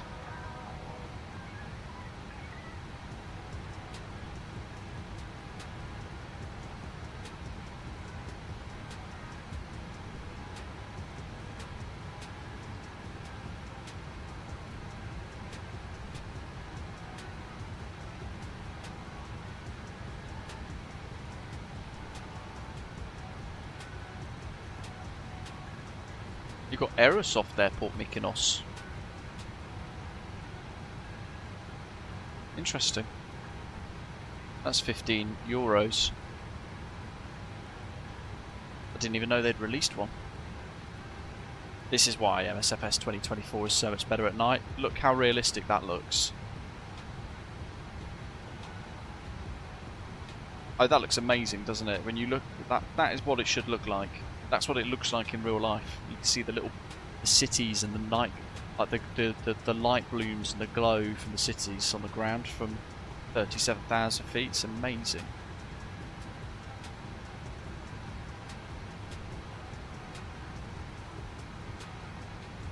Yeah, Andrew, there is that. That's true as well. And I'm one. You know, I've also neglected that part of the world. To be fair, certainly need to do something around there soon. I think because typically not many developers are working on sceneries in that part of the world, it does mean that with so many releases, all the time across Europe, across the Americas, for example. You end up kind of buzzing around all of the new sceneries that are being released across those parts of the world, so you do skip other parts. I personally would like to see more African scenery. I'd like to see a really good, we've already got a really nice Nairobi, but I'd like to see Lagos, Abuja, Accra. We've got Cairo, we've got Cape Town, that's pretty good. Or Tambo's okay. Yeah, that's a good point actually as well. Come to think of it now that you've said it, David, not much has been updated or released for Canada either. Yeah, that's not a bad shout actually. Which is madness as well, because they'd be so popular if they had really good options available for all the major airports across Canada. We definitely need a new Vancouver. I think if we had like a MKStudios Vancouver or an inibuilds Vancouver, something like that, then that'd be great. That'd do it some really good justice. But for now, like the FSIM Studio one is quite poor, I think, realistically. Walked away from a computer pilot simulation to get a midnight snack. When I came back, I was playing chicken with the Norwegian 737 that was going head on with me. Nice. Yeah, I wonder why Canada gets neglected so much in the newer Sims. Bizarre. Oh, centre tanks, whoopsie. Sorted.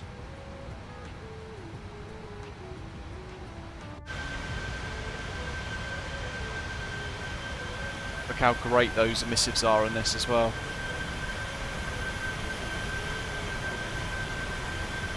Really nice bright beacon.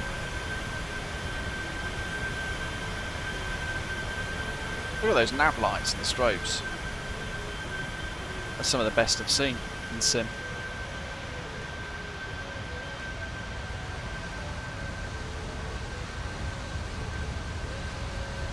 You can see the strobes lighting up the sky as well, actually, there.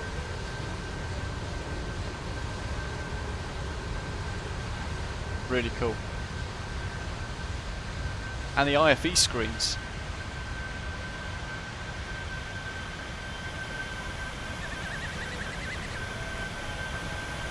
It's a weird squirrely bit of the sound there.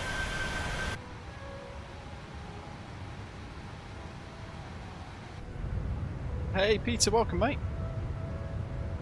Merry Christmas. You doing anything nice?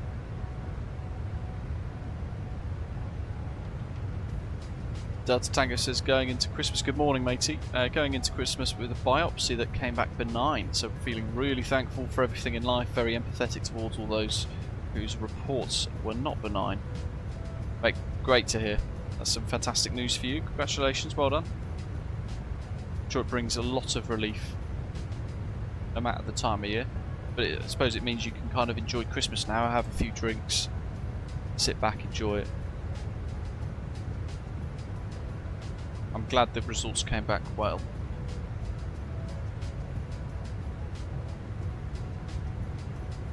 Stringbean says living and working in the business at MCO, I think the current application available is very good, apart from the bump at 36 left or 36 left and the wrong runway signs at 17 right. In fact, that's what we'll be doing next week. Now I've reminded myself of Vuelo Simple's Almaty. That's what we were going to do today if it wasn't for the last minute email yesterday from MKStudios saying, hey, we're about to send you Rovaniemi version 2, do you want to take a look? So that's why we're doing this today. Big thank you to them, as always.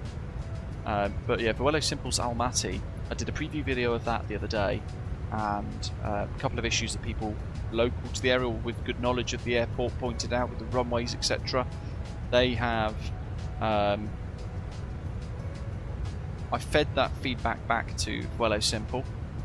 They've fixed those problems. So the runway designations, for example, they've sorted them and updated those. But this time of year, and Ashley found it as well, if you're still in the chat, found it yesterday, the airfield is quite typically because it's surrounded by the mountains in a valley. It's quite typically surrounded by fog or mist or some sort of haze. Ashley flew in yesterday and had visibility only just about good enough at minimum, because it was so foggy, and it was dense fog, which in MSFS 2024 looks amazing, right? Hey Peter, no worries buddy.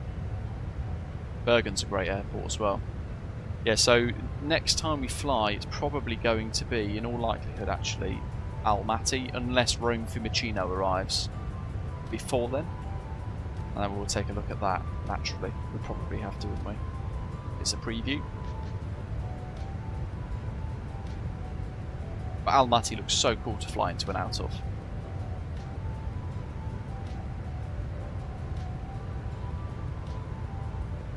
No worries, Andrew, enjoy. Aurora Falls, I hope you're well.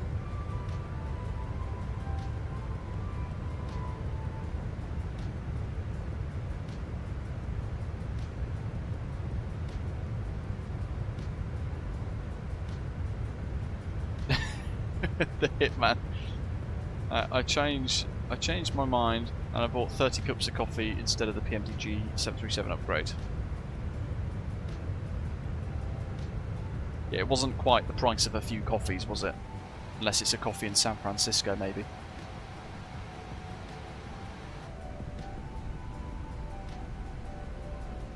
Look at that. But it is great to be back in it. It's a steep upgrade price, it's a bit of an ask, but I do think it's worth it, even if it is a lot more than I thought it would have been for upgrading.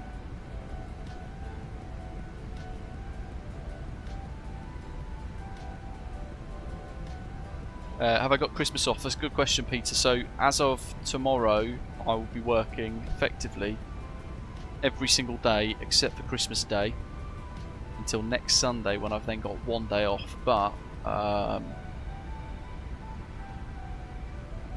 it is what it is. You know, Boxing Day, for example, for me would have been a day off. They've called me in. I'll be working with my old team, which is really exciting. Yeah, they're a great bunch of people. So and it's double time, so I'll be able to kind of bump my pay packet a little bit, which is good this time of year. Won't say no to that. But yeah, pretty much working through Christmas except for Christmas Day.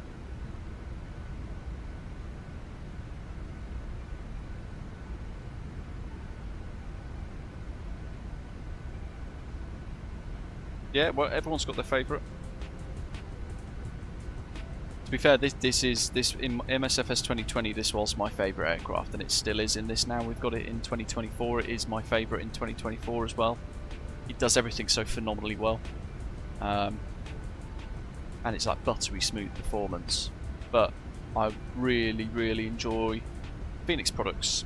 I really enjoy the Just Flight RJ Professional. That's superb as well. There's lots of really great options, and it depends on what type of flying you want to do.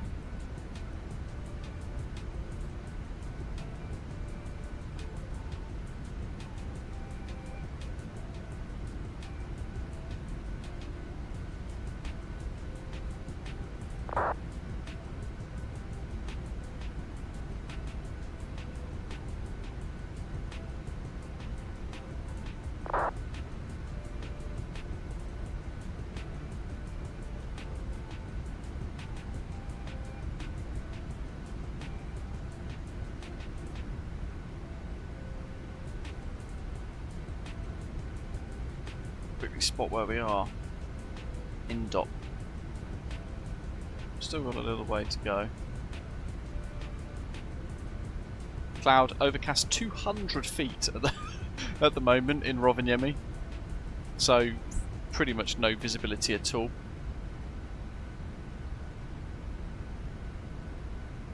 That's the latest ATIS information. Cloud overcast 200 feet, becoming fog. Visibility 1,700, reducing to 1,300 meters visibility. Yeah, this is what we want. Peter, we're in the 737-800, mate. Look at that. All new, native to MSFS 2024.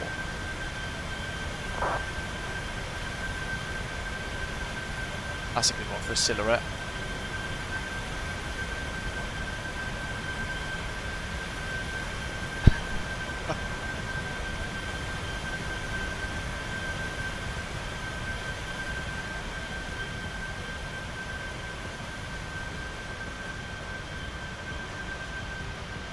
Oh, it's going to be mega foggy, but also pitch black as well. So for a double whammy, this is going to be a tough one if it stays as foggy as the conditions suggest.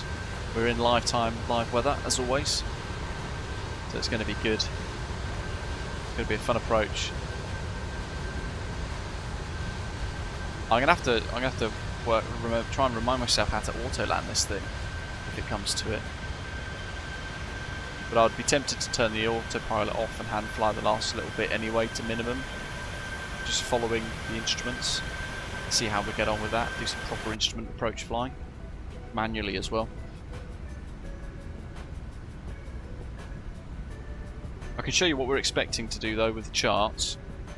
I'll put it on night mode because that's a wee bit bright. There we go, that's better. So, when we get closer,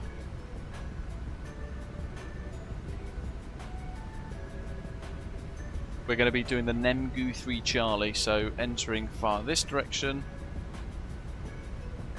at or above flight level 100, and then descending onto the downwind. It's the right downwind for runway 21 that we're effectively joining. Imagine, so that's the airfield here. And just think of how like a circuit would work. So we take off. Well, that's terrible. I'll try and draw some straight lines. Take off. Crosswind, downwind, base, final.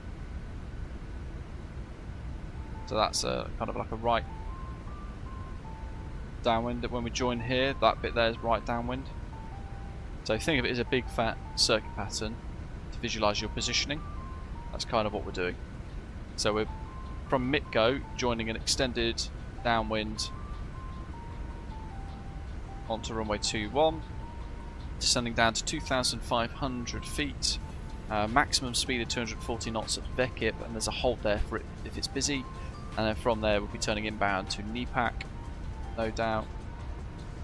There we go, so just connecting the two up, so VECIP into NEPAC, and then routing into INSAR for that ILS. So we're expecting the ILS Zulu runway 21 approach. Airport elevation 643 feet above mean sea level. And the missed approach is quite simply just climb straight ahead to Ropov, join the hold at Ropov, 2,500 feet. And you can see there will be 2,400 feet for the ILS. Minimums are going to be, they're pretty high actually, but that's barometric altitude. It's actually only 200 feet above ground level. That's the rad out figure there.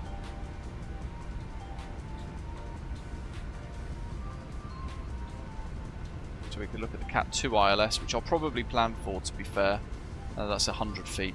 Rad out 123. And that's RVR of 300 meters runway visibility. We could probably get away with this, to be fair, because runway the RVR for this is 550.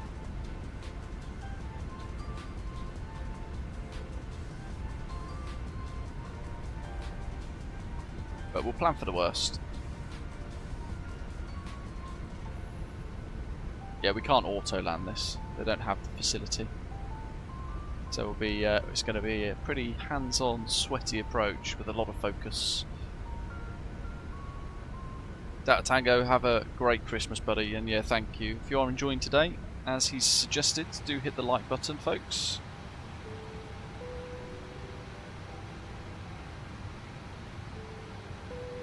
So what have we got here? Let's go for rad out. So we're going to flip the column using the wing kit here. We'll turn that to 123. Great thing with the wing panels is it's so fast to do all of this. QNH.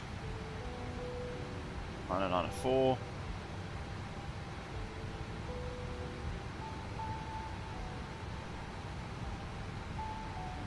Like so.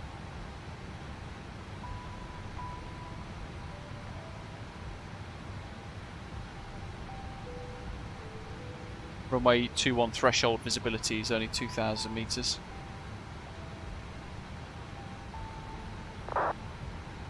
Scout and driver training, welcome. Very hard to distinguish between the two, really. I think in reality they're both really good.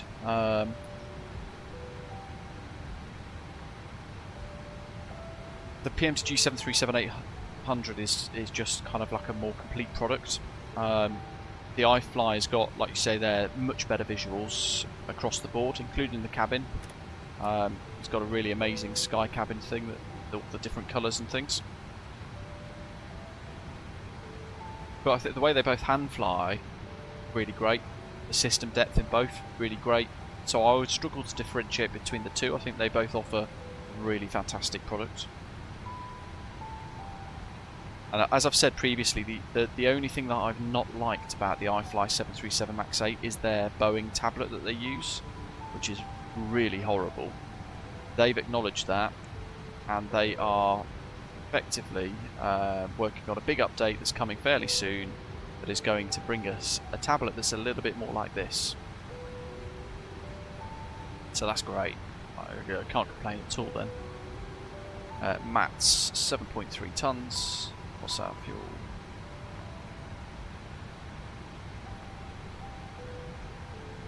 $7 tons on the estimate.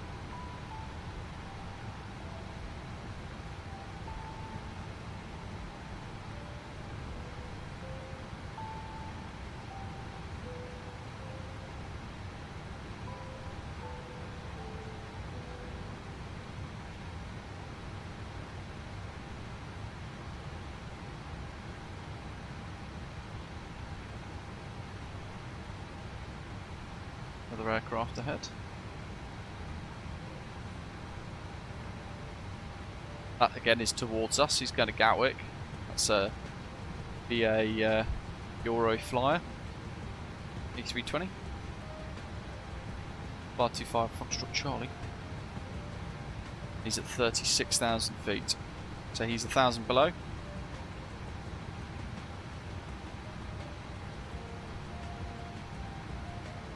So this is where if we had Chaseplane we could do the binocular mode, zoom in, which would be really cool. But it doesn't really work properly for me.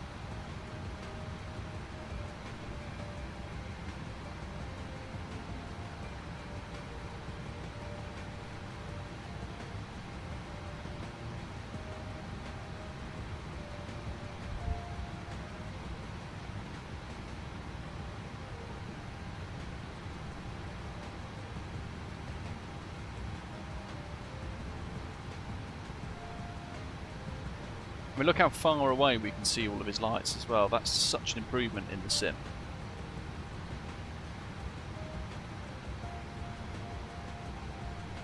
Chris, the bike's amazing, mate.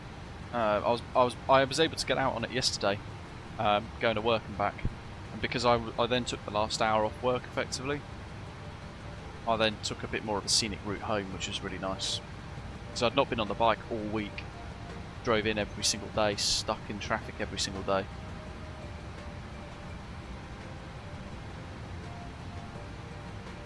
Here he comes.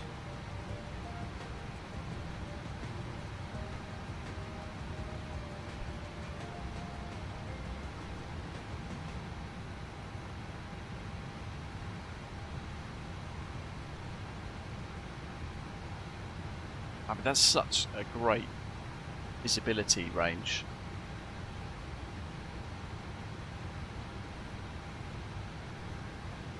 He's on a slight offset.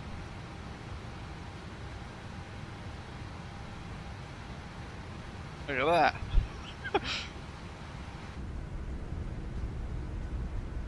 Ready for the screenshot. Bosh, there we go. Zoom zoom.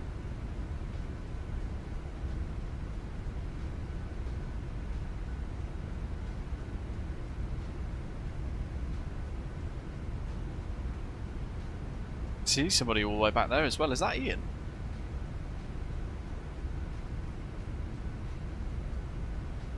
Oh, it's a TUI flight going to Oslo Gardermoen. But I mean, that guy's like 40 miles away, and I can see him all the way back there. That's amazing.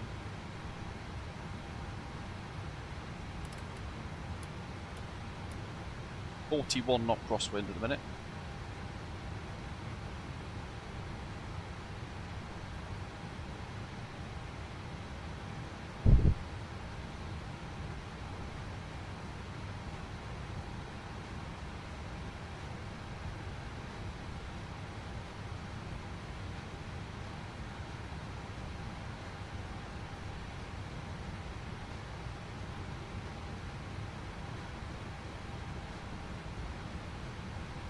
Arcana, that's interesting. I'd not tried the A380 from Flabberwa for a very long time. Last I did fly it, I really enjoyed it.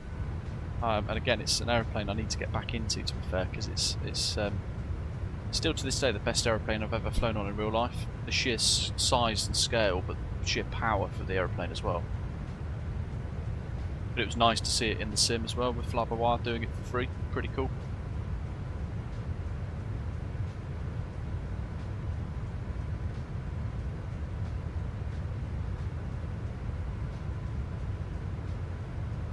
Yeah, 30 nautical miles back and I can see his lights. That's superb.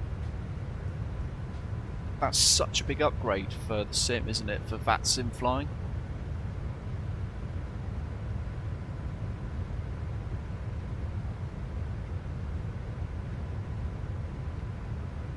Crikey. You'll be catching up in no time, mate. Have we looked at our arrival sequencing actually? Because some of you might be able to speed up to close the gaps potentially. We'll go VATSIM radar. Let's go to night mode on VATSIM radar. I'll share the screen with you guys.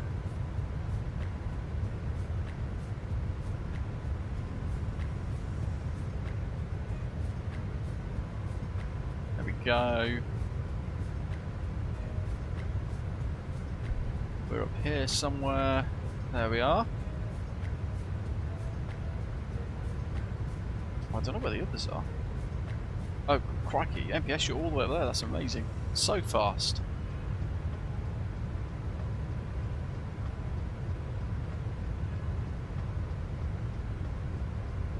There's multipilot.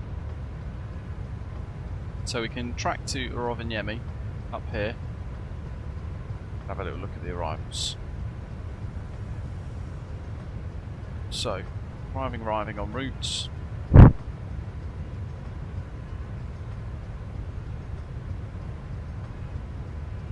So, MPS, Osprey 598 in this 777 is arriving in 1 hour. Ian, apparently, is arriving in 1 hour 15 ahead of me. So it reckons you're going to overtake me, actually. That can't be right. Now I'll arrive 1 hour 18 minutes from now.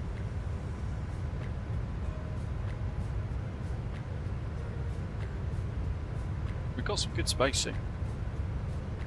Multi-pilot, I reckon if you can put your foot down and shave 6 minutes off your flight time, then you'll overtake Easy 82 Victor Romeo. Although he's flying from Birmingham as well, actually, so he's with us.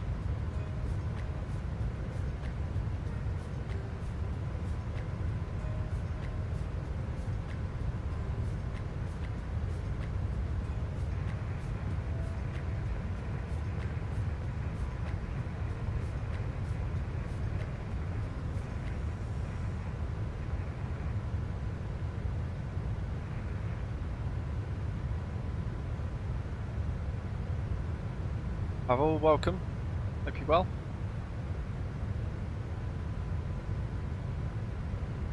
Yeah, well, that's good to know. I was about to ask actually if the Osprey Airways A380 livery still works. It's good to know it does. Gardermoen traffic 3509 heavy is on the RS for EGBB Gardermoen traffic. Working TCAS, yes. In fact, I triggered it on my last flight in the 737. Was it on the preview video that I did? I think it was on the preview video I did. But yeah, I think I had an aircraft climbing towards me or descending towards me. Ended up with a TCAS alert, and I had to then vector away.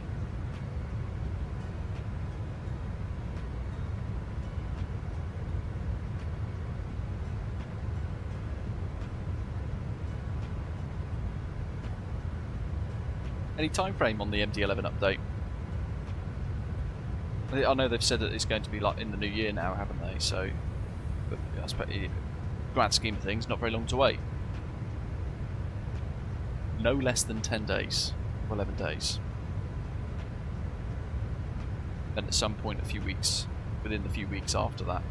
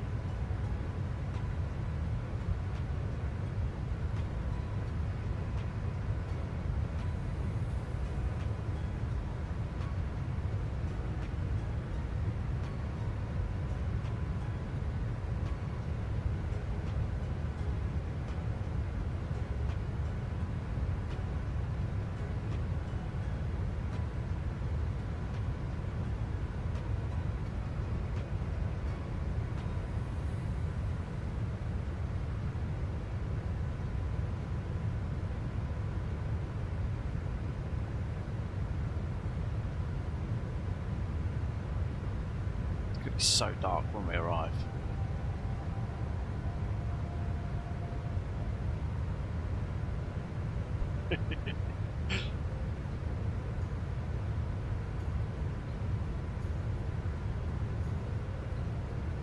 Parallel 4.2, yeah, Parallel 4.2 Flow Pro. With all of this, you can set all of your UI menu into this. What you can also do, like before, for those of you who don't know, not familiar with it, you can use this as click switch toggles to check your fuel status, reload stuff. Don't recommend it on like high fidelity aircraft fiddling with the fuel panel or whatever, for example there, but you can turn your lights on and off, nav lights, beacon, avionics master, battery master. Set your radios, you can set standby radios as well, for example.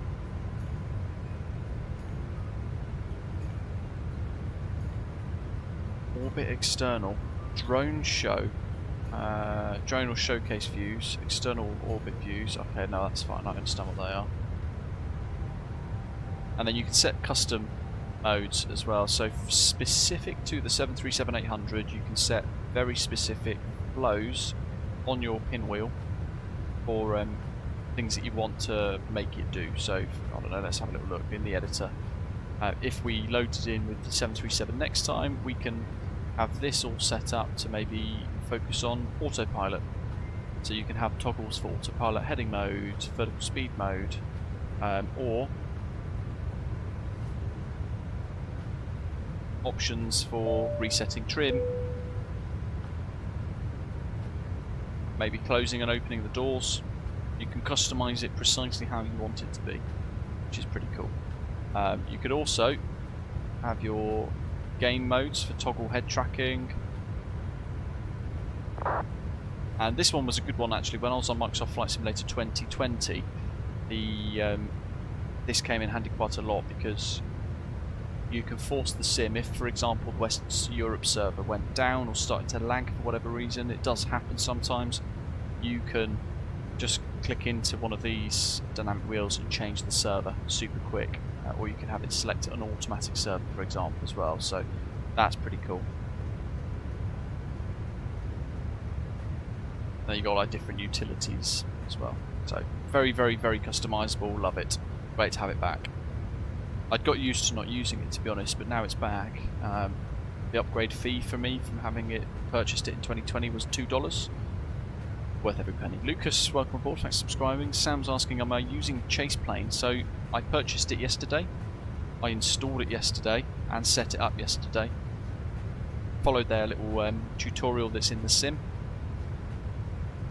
and what it did is it bricked all of my camera views and actually locked my camera randomly in certain scenarios. So I thought maybe it's something else, maybe it's the Tobii eye tracker clashing with it. I unplugged that, rebooted the sim, unplugged the Tobii Eye tracker, rebooted the sim, and then went back onto Chaseplane. Same problems. Noticed this morning there was an update to Chaseplane. I thought perhaps that's the fix. Updated the package, went back in, same problems. Effectively what it was doing is it permanently left, for me, head tracking on. I could not toggle it off. Even if I clicked toggle off, it wouldn't let me do it. So it blocks me from actually toggling that on and off. And then if I selected a wing view like this, which is this is what it's set to, what it would actually give me is like a view like that, and then it would just lock, meaning that I can't pan, I can't move, I can't do transivate view left and right or up and down. It blocked the whole shebang, so I couldn't do any of it. So I uninstalled it. By the way, here is the nighttime cabin area. Look at that. How cool that is. Nice little bit of blue. Super bright light IFE though, crikey. Blinding. I'm excited to check out the Mad Dog, if some of these are now actually usable and you can turn the lights on. I think that's so cool. Totally pointless, but it'd be nice to check out.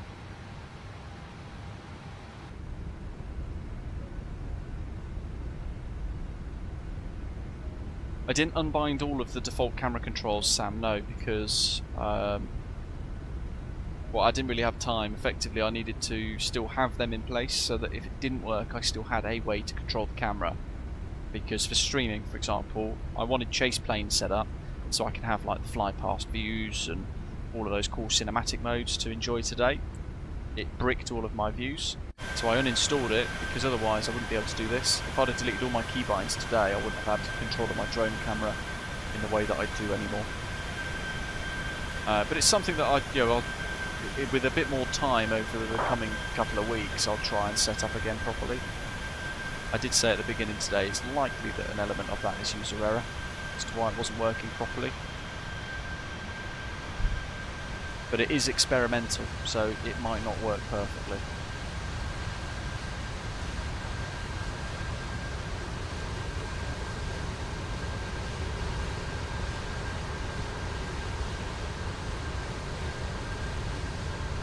It's going to be so dark and literally have no visibility in Rovaniemi when we arrive. It's going to be pretty tough.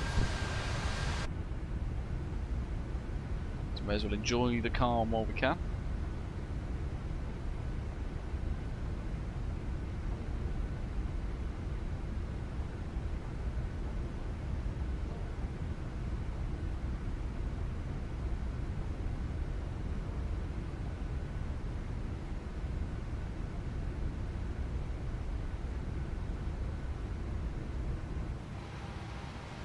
My ground speed, if yours is 523, Christ, mine's 445. You must be on a different weather mode. Back 80.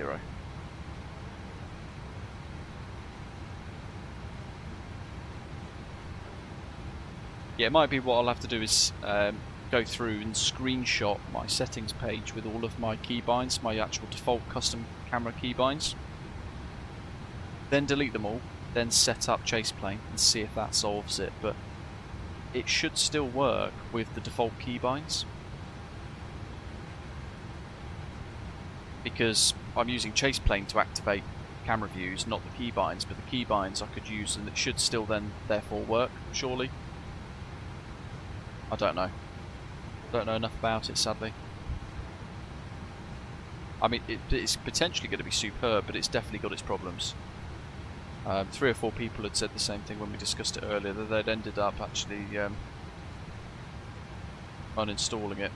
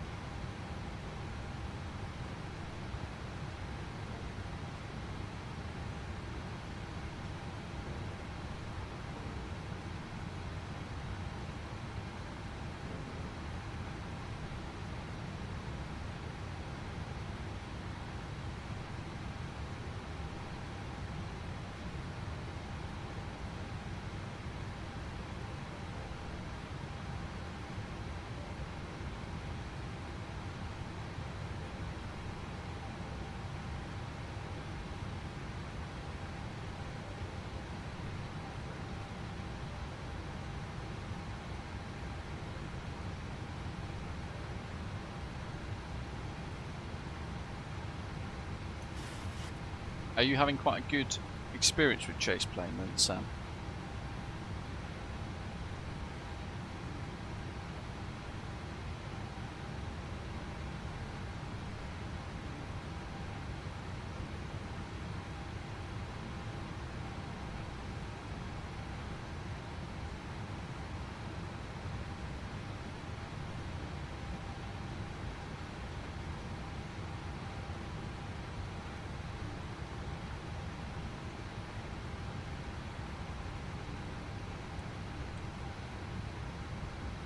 There you go, Rovaniemi, that's 6 PM UK time.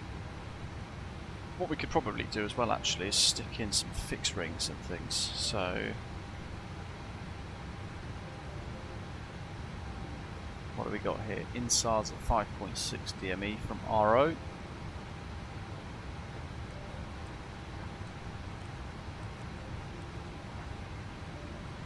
ILS DME Rovaniemi, 1117, it's the second one. And we want 204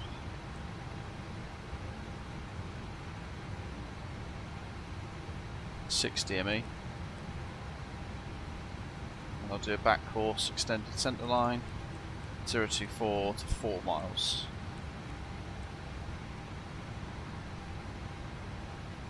So there's a couple of little fixed rings popped in. It's fair enough, Sam. There's a whole lot of stuff releasing all at the same time, which is great because they're all trying to get the Christmas rush, aren't they? But it's not great for our wallets. Not when it's $30 here, $30 there, $20 here, $18 there. It adds up pretty rapidly, doesn't it?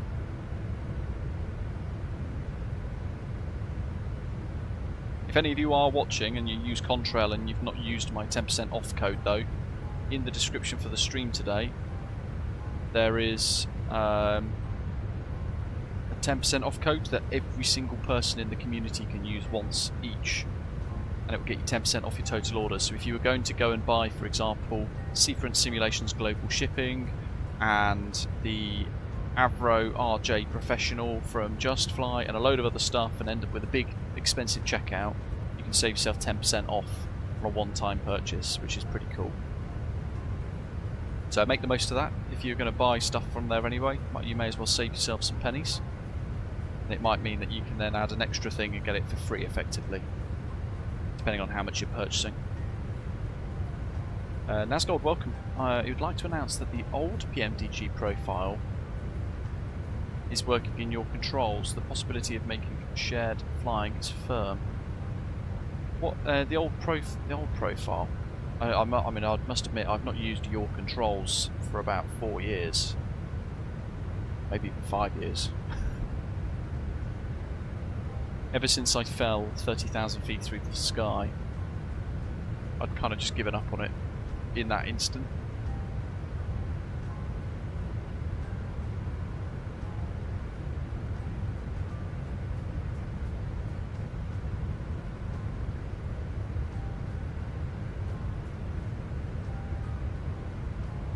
I wouldn't even know how any of it works anymore, to be fair.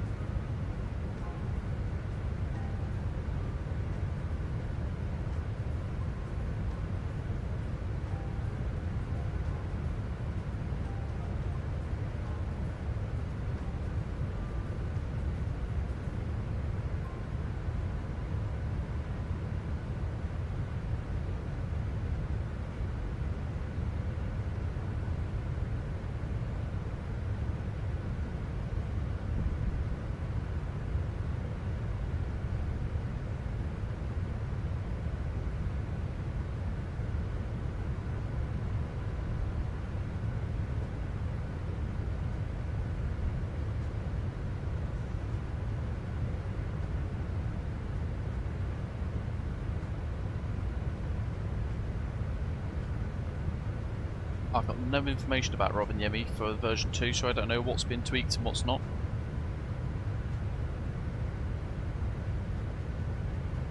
Scout driver training, I know, it's going to be great.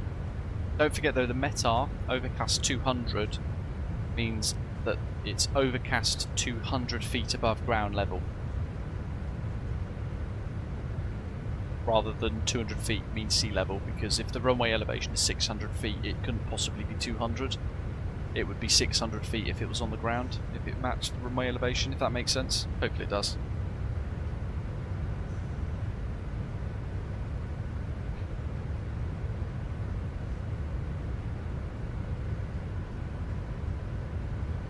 I can see you on Elevatex, 737-800.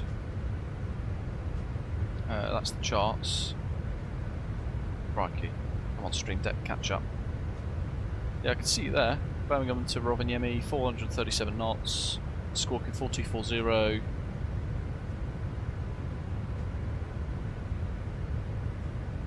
And I can see your route as well if I click on it. Oh, there's another screenshot from MPS. We've gone for daylight hours, nice.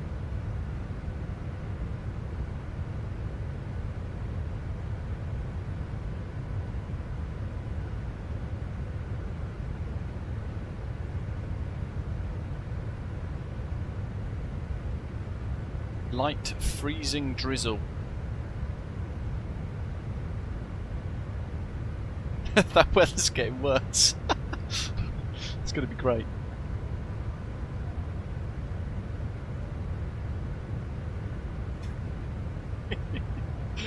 Oh wait, it's going to be so fun.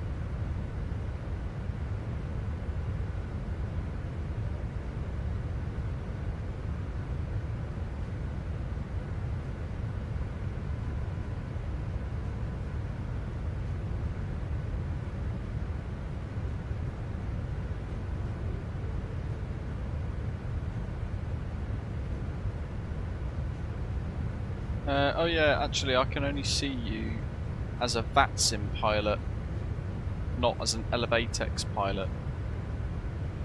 That makes sense.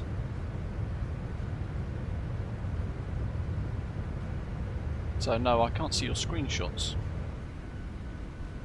Ooh. For this now, it's blue.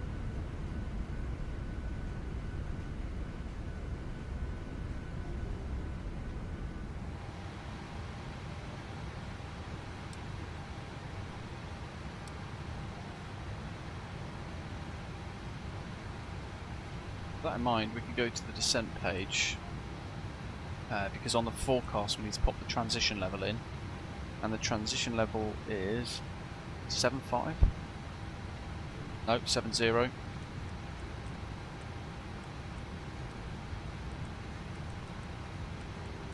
I think it always wants, yeah, okay, that'll do, good. And the QNH 90904. Execute the change there. ILS Zulu 21. Visibility is now 4,400 meters.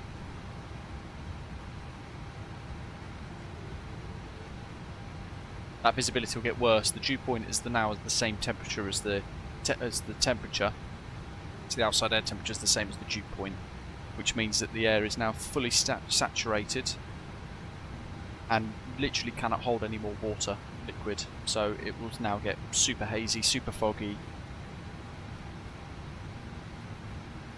Visibility will reduce because of that. So you can read a lot from a METAR. It tells you a lot more than some people realise. The winds being variable could be a tricky one because it's predominantly a crosswind that's offering a 300 of 5. But if it backs towards 270, we'll get more of a headwind. If it veers towards 330, then we're going to get more of a crosswind. So that will then cause problems with our airspeed indication. So we might need to fly the approach plus 10 knots instead of plus 5 knots, so that we don't end up losing too much airspeed if it suddenly backs and then veers again from a headwind into a crosswind. We'll lose that headwind and therefore lose the equivalent speed in the indicated airspeed. That makes sense. Hopefully it does. Tell me if it doesn't. So 1755. We can pop in the arrival procedure. So we are expecting ILS Zulu 21. Beckett transition. Nemgu 3 Charlie. Execute. And then in the legs. Nemgu, Egnon Bekip, Nipak, Insar. Perfect. Bekip 240 or below. At 2,500 or above.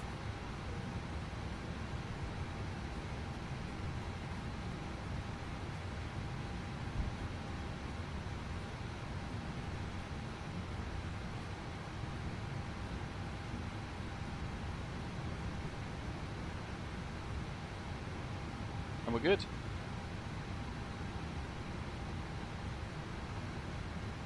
What we can also do is just kind of preset the MCP. So 204 is our inbound course.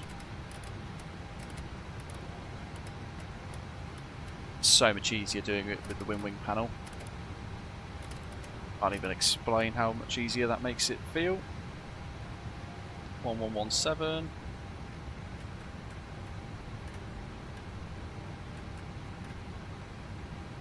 Jolly good.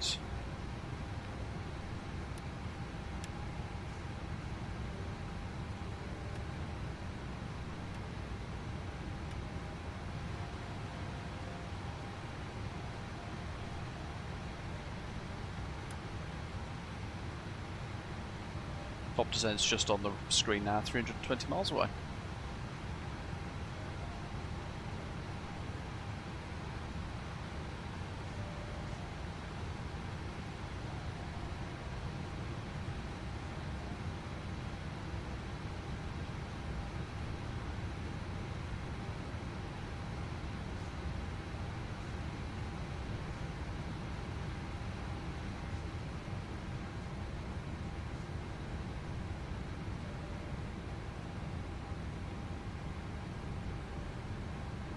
So all of these little lights as well, I just can't really see it, but all of these lights are usable. You can click and hold it, and you can move the little floodlight around. Look, it changes the ambience of the actual aircraft. You can have a little party if you wish. All of that works really nicely.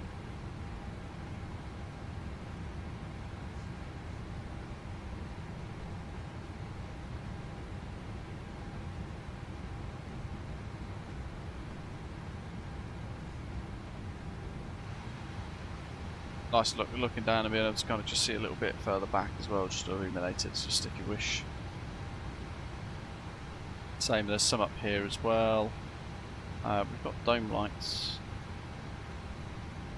It says. What the hell was that?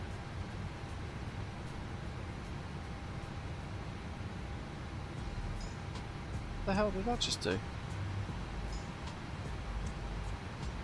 FS speed path. That's mega weird. It had the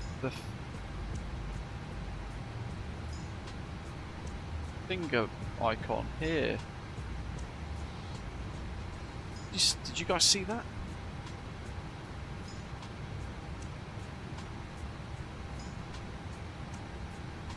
It wasn't that because I wasn't hovering over it, but I hovered over this.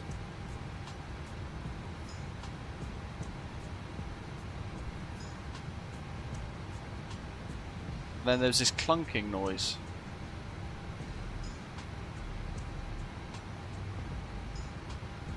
Makes no sense.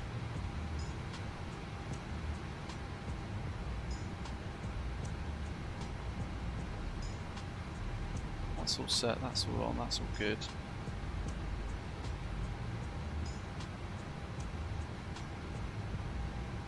Very weird.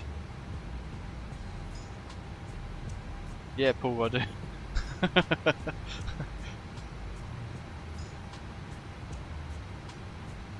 I don't know what caused that. We've got another fly past.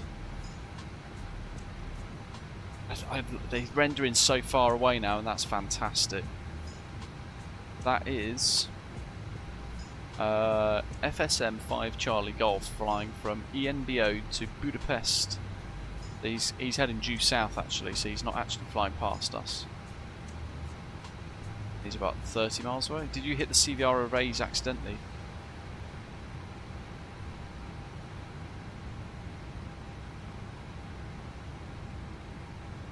Isn't that like all the way up here though? Because I was just kind of like, I was just toggling here.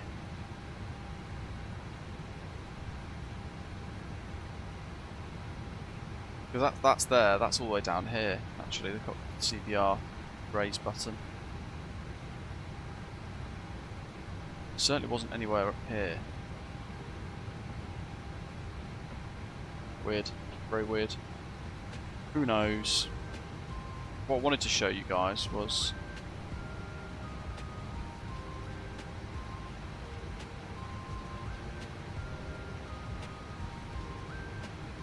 I see it.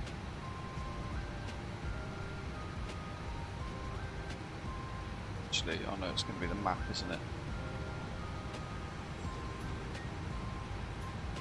There it is. Yeah, some more little map lights and things.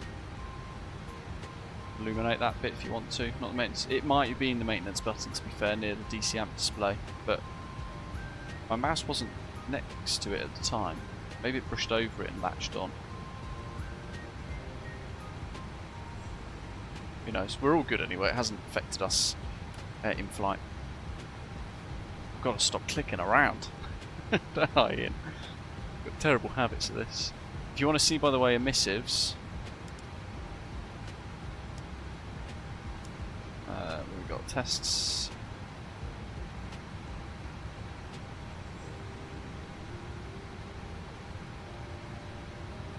Fuel damper.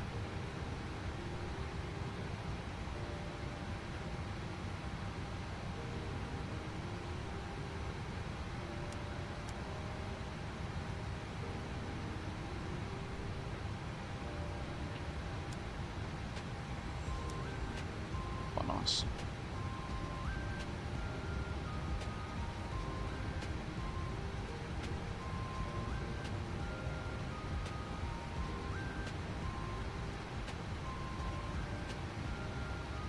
There we go. Put it all on test for a second, just so you can see all of this at night. Look at this.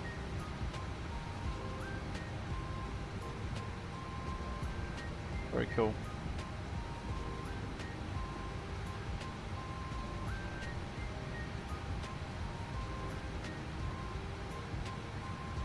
Can't see where the switches are going.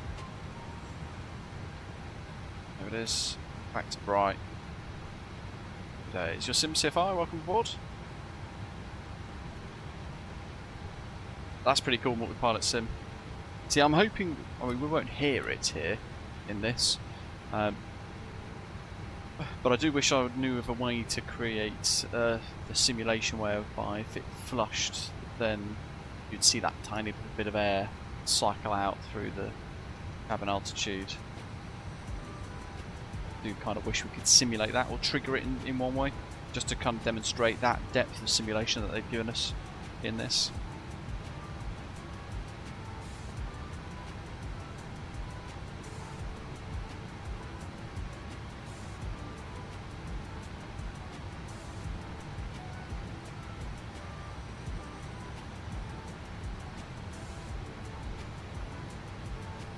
We'll set auto brake 1 for the arrival because we'll just use manual brakes.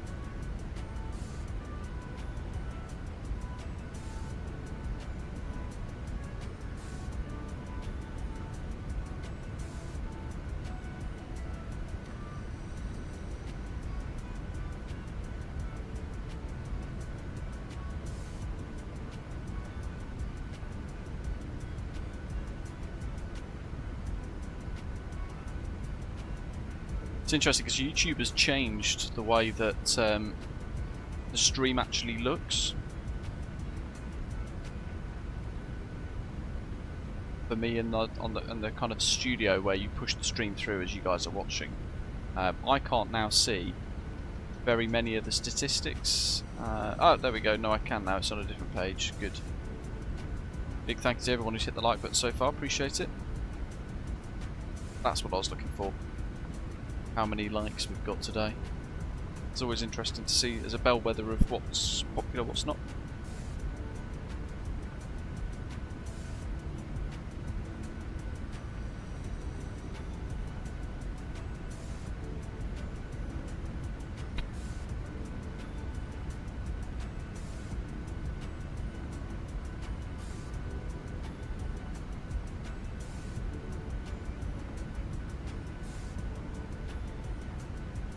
MPS has added 2 tons of additional fuel for holding if he needs to.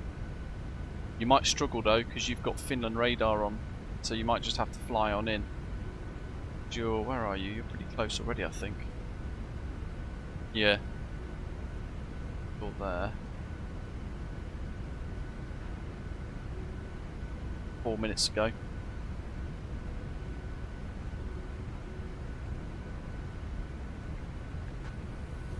Zooming along. This 777 freighter.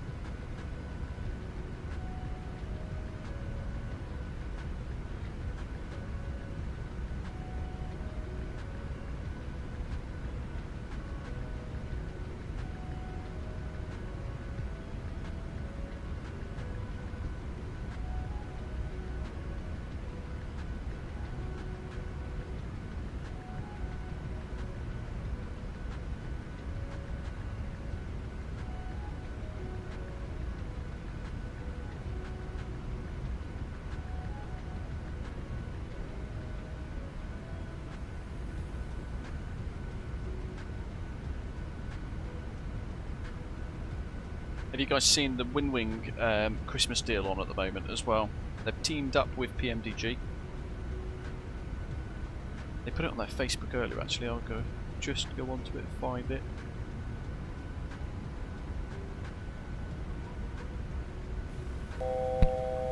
Go. Scud Drivers there, and thank you buddy. Appreciate you joining. Welcome to the Bronze Frequent Flyer. So, WingWing as of a day ago to celebrate the release of the PMDG 737-800 in MSFS 2024. They've said that to celebrate, PMDG and WingWing are bringing you a joint giveaway with exclusive gifts. If you purchase the PMDG 737-800 during the launch week, December the 18th, 2025 to December the 24th, 2025, you will be automatically entered to win some WingWing Flight Sim hardware, which is awesome. If you are already, including you Paul, a WingWing hardware owner, and you have purchased the 3N PAP mag, the 3N PAP, the 3N PDC, or a 3N PFP before, you will be automatically entered into a prize draw to win a PMDG 737-800 for MSFS 2024 after launch week. 1 aircraft, 1 complete flight experience, plus double rewards. And they put here as a note, with the most recent update to their SimApp Pro system, 3N PAP, 3N PDC, 3N PDC, 3N PFP, PF4, FP7, the MCDU, the AGP, the ECAM, the Ursa Minor 3.2 throttle, and the 3.2 pack all support the PMDG 737-800 in MSFS 2024, as long as you've got the latest SimApp Pro 1.16.76 software version. It doesn't say if upgrading counts, but I suppose it does, doesn't it?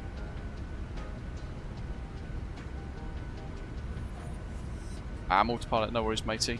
To be fair, 20 minutes is pretty much bang on usually, because that's typically how long it takes to land, vacate, taxi, park, shut down, attach the gate, start to disembark, and then yours will probably be the touchdown that we watch as the stream ends. It should do Fermi, yeah. They should work across each other.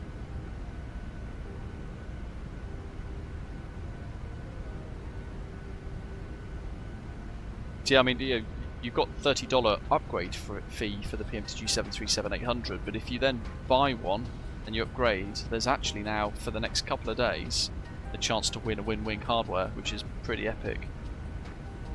Because certainly the Boeing bits from Wing are really superb. Build quality wise, loads better than their Airbus ones. And the Airbus ones are good, but I think they've really pulled it out of the bag with how great their Boeing kit is. Certainly their MCP. So like this panel here, and you can either get this bit here for the NG series, or the version I have is the max version with the VSD button in the middle here, below FPV and meters. That's the only difference. But I've got one for that side, one for this side. So this panel here that they do is phenomenally well made. And the mag switch is so cool as well, and it's plug and play. Who did all of you, those of you watching, either a yes or no in the chat, did you watch the video I did the other day of the Rousefire A107 overhead panel? This product I got sent for free. Rousefire's not a really well-known name, but effectively they're making a load of products. Requires MobiFlight, $380 US for an Airbus overhead panel. And the only reason why I asked for one, for a review copy, is because I'd seen a couple of content creators say how great it is. In fact, this is the thing, right? You guys have to be so careful when you're watching content creators, including myself. Not everybody is honest. I'm going to go to a channel. I'm not going to say who. And I'm going to give you the actual title.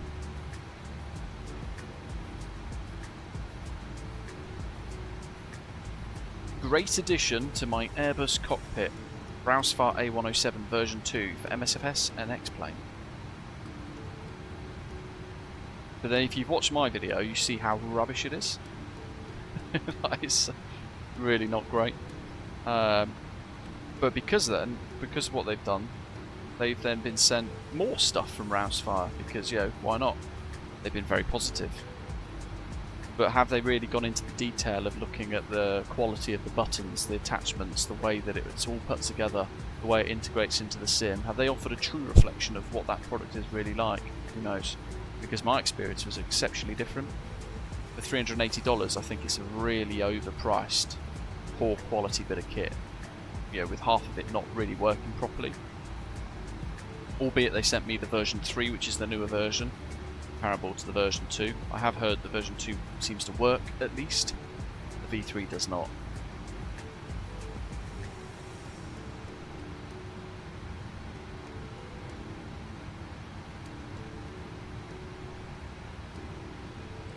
Ian, nice one, no worries. I don't know why you took that YouTube name either.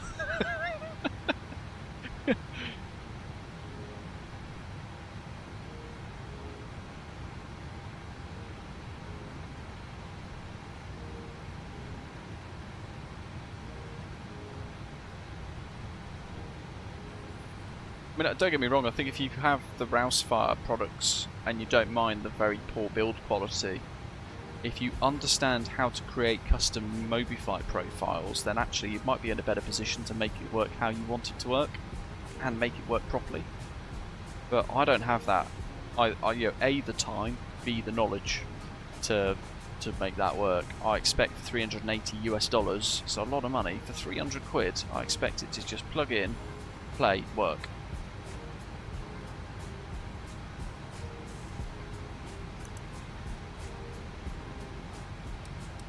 Who's that up me chuff? 20 miles behind. That's going to be Ian doing like 7 million knots ground speed. Zooming along. It is.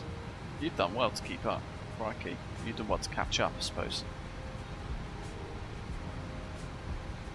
MPS is about 20 minutes ahead of us.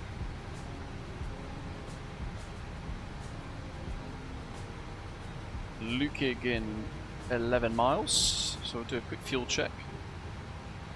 I took an extra 30 minutes of fuel in case we get delayed vectors or have to do a missed approach, whatever it might be.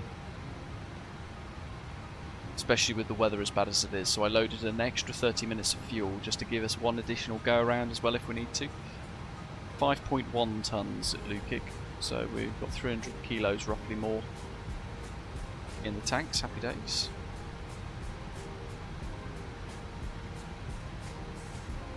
Yeah, with Windwing products I've only ever just I've just used SimApp Pro. I haven't really tinkered with MobiFlight. Hey Shinna, good morning buddy. All the way over in New Zealand. Hope you're well.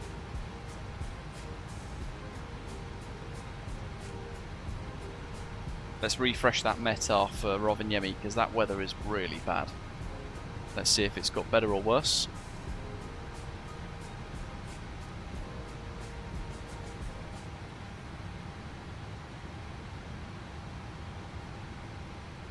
Recent freezing rain, recent freezing drizzle. QNH 995 hectopascals. Winds 320 at 7, variable through 90 to 350, so definitely more of a crosswind component to contend with. Overcast 200 feet above ground level. Another fly past.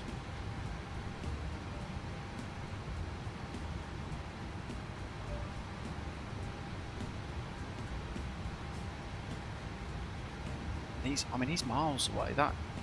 He's off to Munich. 35,000 feet. Assume he's climbing to 36. How have you found fiddling with Windwing stuff in MobiFlight, Ashley?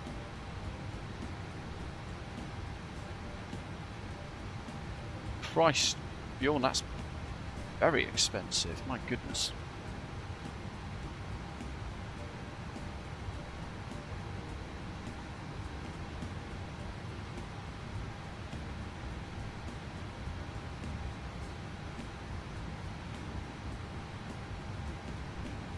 Zoom in on the range here to see what he's doing. He's 1,000 below. Gonna keep an eye on that for a wee second. I can see his lights in the distance. He's effectively going to be, I assume, flying to Tugdi, as we are. We're equidistant to it. Probably going to meet roughly at the same point, and he's going to continue off, sort of down to the bottom right-hand side of the screen, heading south.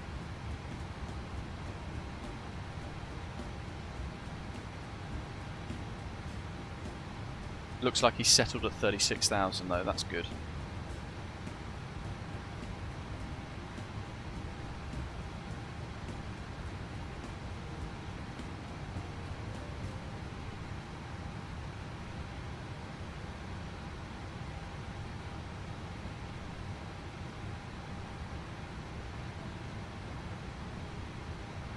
Okay, now he's been coloured in. Giving us, it's basically focusing our attention more on that aircraft. Here he goes.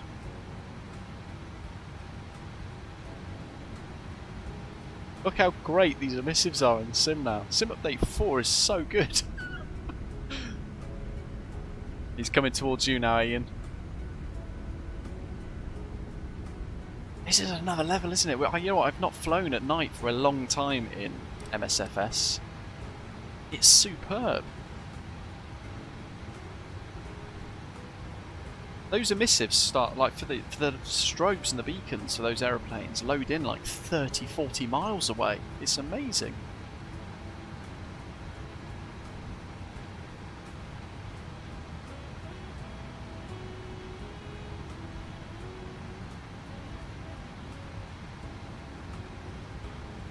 Good morning, Canadian Flight Simmer. Welcome, buddy.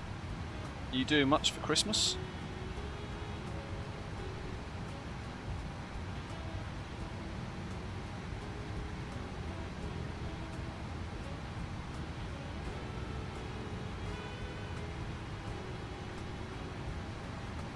About 90 miles to top of descent. Go for order brake 2. Brake 2 or order brake 3?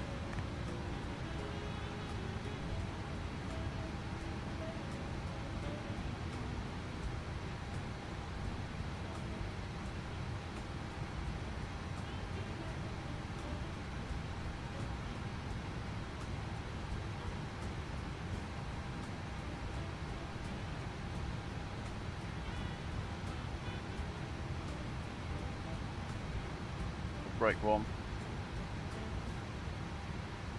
Oh, that's amazing. Loads of time to fly. Hopefully you log all of your flights on New Sky. Runway 21, yeah, all the way down to Alpha, so that works out. Unless we stop, there's 3,000 meters, we stop at Bravo.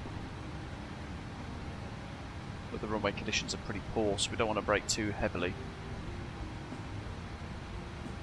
So, auto brake 1, stop distance with reversers. That'll do. With manual brakes, keep it smooth.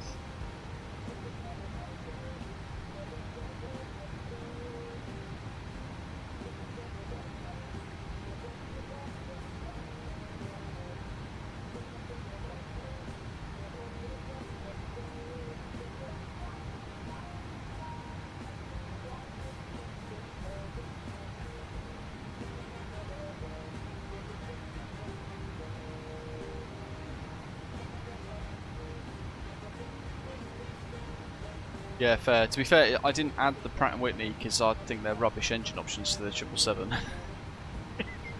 That's my British Airways bias coming in. Seems they power theirs with Rolls-Royce and GE90s.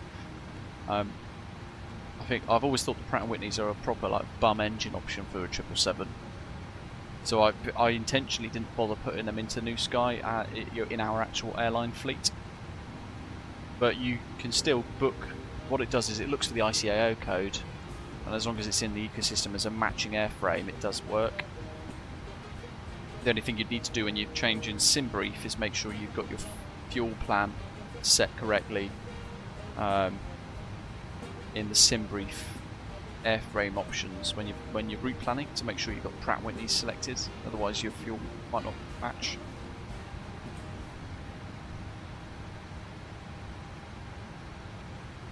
Oh, Nighthawk, my god.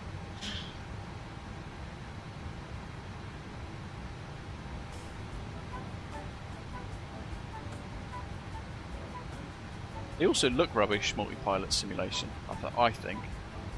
I see the United triples come in sometimes, I'm like, oh, that is why would you choose those rubbish looking engines when you then see like a BA 777-300ER go past with GE90s? You're like, that's what should be on a 777.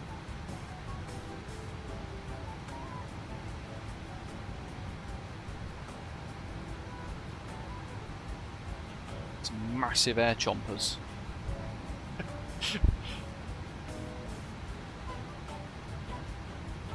Nice. I'm guessing you enjoyed it then, Ashley. You're flying back again. See, Almaty's are one of those cool ones that people don't think of flying into, but actually technically it's a very difficult approach with its really rubbish weather and stuff as well.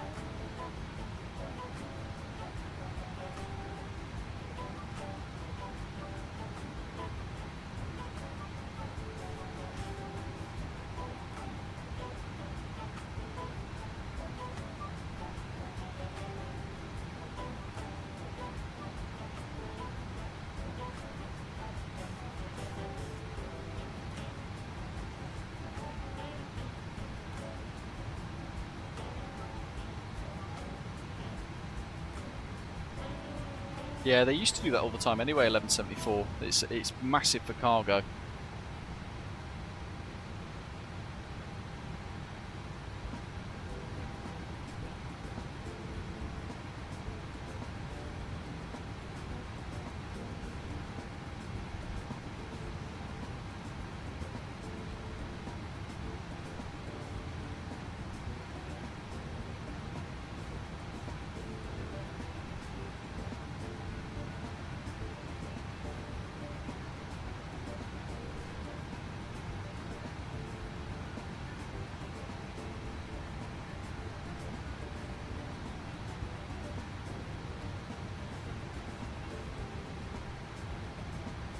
Turkish cargo ops would be cool.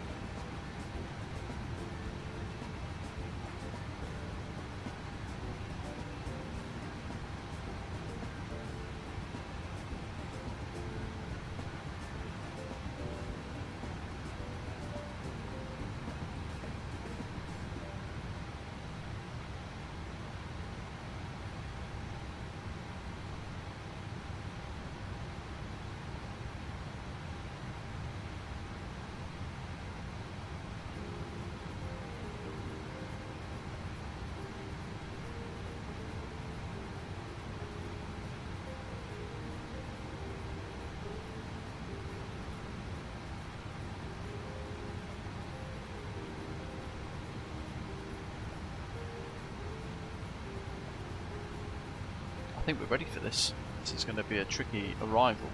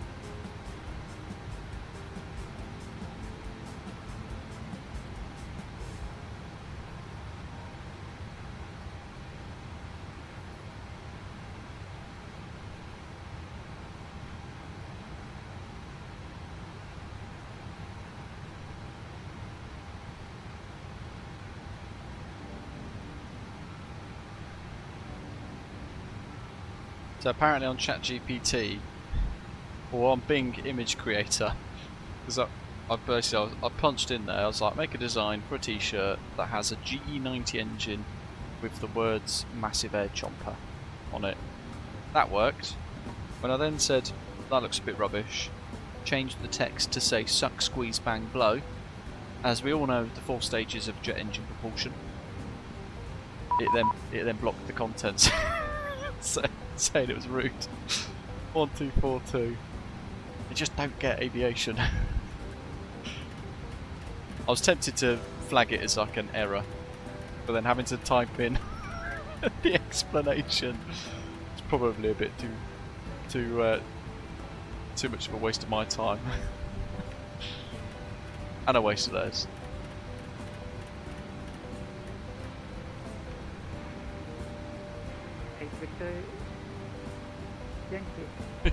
Switch 525, via Alpha, line up and backtrack, runway 30, report ready for departure. Yeah, brilliant. Backtrack, runway 30, will call you back for departure. 235. Easy 35, uniform Charlie. Got some ATC, happy days.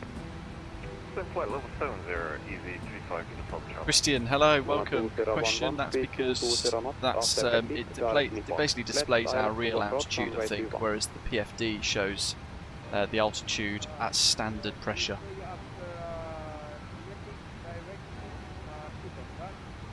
After Becky, direct Nipak.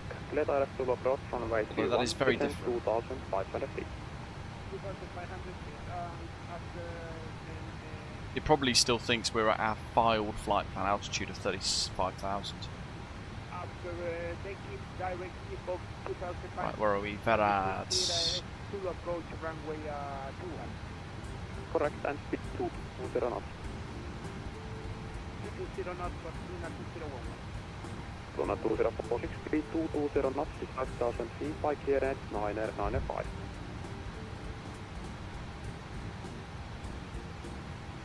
I know, Birdman, I was going to put it on a t-shirt. Redman 220 knots, descend 5,000 feet, clearance 995. Or put it on a mug, and then I can take the mug to work. Then people will be like, what the hell is suck, squeeze, bang, blow?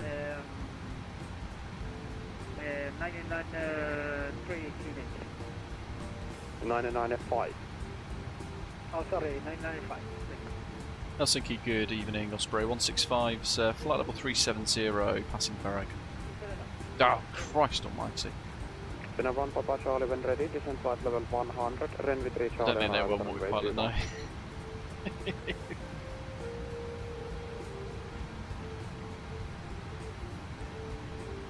Pina 1 Papa Charlie, when ready, descend flight level 100, get runway 3 Charlie, arrival, runway 21. Chase Charlie, runway 21, wind ready, flight level 100, minimum Charlie. Marker 161, speed 220 knots, descend flight level 7. Can't get in. Speed 0 and 70. Easy 35 uniform Charlie, speed 220 knots, turn right heading 125. Speed 220 knots, turn right heading 125, easy 35 uniform Charlie. 35 uniform Charlie, continue descent to altitude 2,500 feet by clearance 995. Can't get in here. Sorry, could you repeat the altitude, easy 35 uniform Charlie? 2,500 feet. 2,500 feet, easy 35 uniform Charlie. Luna 92 Lima Delta, speed 220 knots, descent flight level 80. I've got top descent coming up quick as well. Correction, Ryanair 92 Lima Delta, descent flight level 80, speed 220 knots. Level 80, speed 220 knots, Ryanair 92 limit. Helsinki, good evening, Osprey 165, flight level 370, Berag. Hello, Osprey 165, Helsinki Control, radar contact. Proceed direct Nemku, Tempo 3 Charlie arrival for runway 21, when ready, descent flight level 100. Proceed direct Nemgu, Nemgu 3 Charlie arrival, when ready, descent flight level 100, Osprey 165, good evening. Easy 35 uniform Charlie, speed 200. Speed 200, easy 35 uniform Charlie. Luna 2046, descent 2,500 feet. After Rekip, direct Nipa, Flight level 100. to approach runway 21. Airport elevation 643. 500 feet after Rekip. 650. Lovely job. Nipak, clear ILS Zulu runway 21. Quick little master caution check. Speed 525, wind 270 degrees 6 knots, runway 30, clear for takeoff. Runway 30, clear for takeoff, so side to side. Easy 35 uniform Charlie, turn left heading 035. Turn left heading 035, easy 35 uniform Charlie. Osprey 598, speed 220 knots, descent Cloud flight overcast level 70. 400 feet now, it's actually got better. Speed 220, descent to 7. Temperature -1, dew point -1.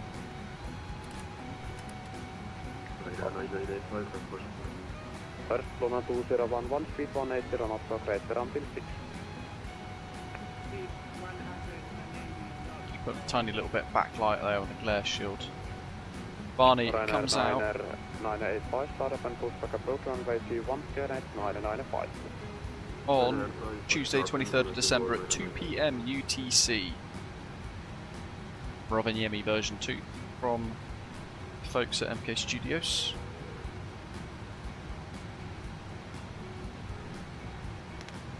Just going to go back to VNAV. Runway 92 Lima Delta, descent 5,000 feet, clearance 995. 5,000 feet, clearance 995, Ryanair 92 limit. Marker 161, descent 5,000 feet, clearance 995.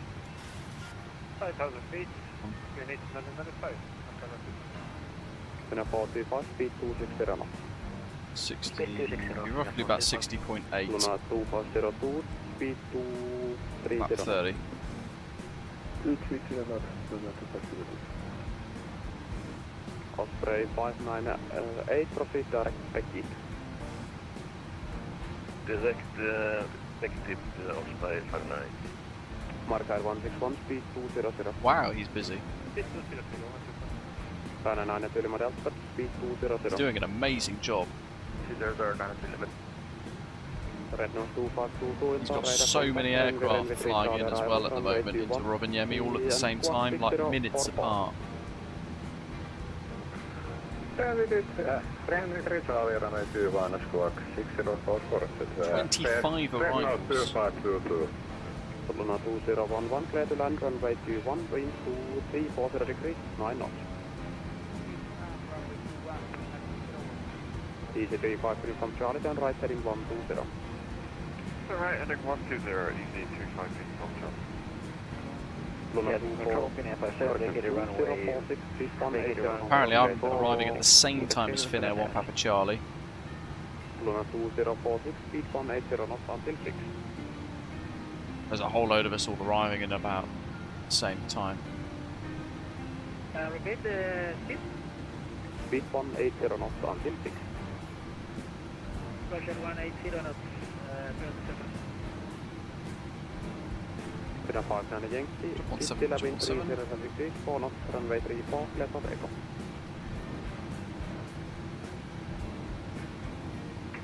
Clear for takeoff, runway 34, Finnair 59 Yankee.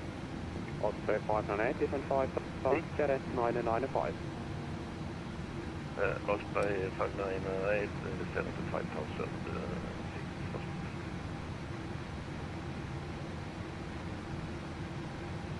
Osprey 165, speed 270 knots on conversion. 270 on conversion, Osprey 165. Sinne 1 Papa Charlie, speed 270 knots on conversion. 270 knots, Finnair 1 Papa Charlie. Easy 353 from Charlie. He's the same, that's the guy that's coming next to me. So I'm either going to be ahead or before him. Ahead or, yeah, ahead or after him. Easy 35 from Charlie.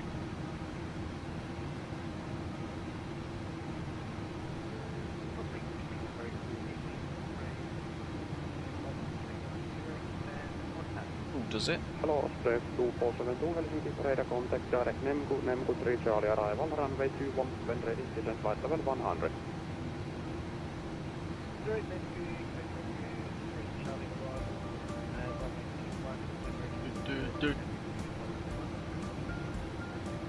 Luna 2502. It's going to be a decision altitude of 712.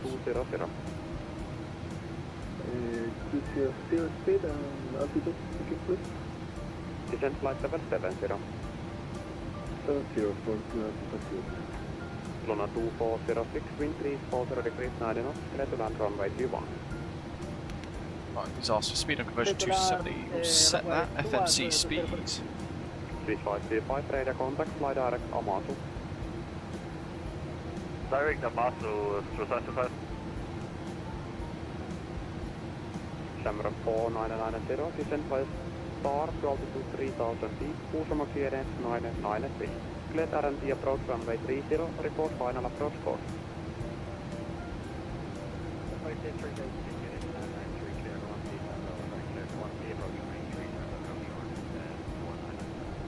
Osprey 598, descent 2500 feet via Veki, clear ILS Zulu approach runway 21, speed 200. Osprey 598 to descend to Some great selection there. Let's see what the cabin's doing. Yeah, for runway 21. Got blue. East 350 from Charlie, speed 18, correction 170 knots until 6. Speed 170 knots until 6. Easy 358 from Charlie. Marker 161, descent 2500 feet, speed 180. 2500 and 1 speed. 9 Lima Delta, descent 2500 feet, speed 180. 3500 and speed 180. Got a 5 knot tailwind. Descent flight level 70 with speed 230 knots, number 6.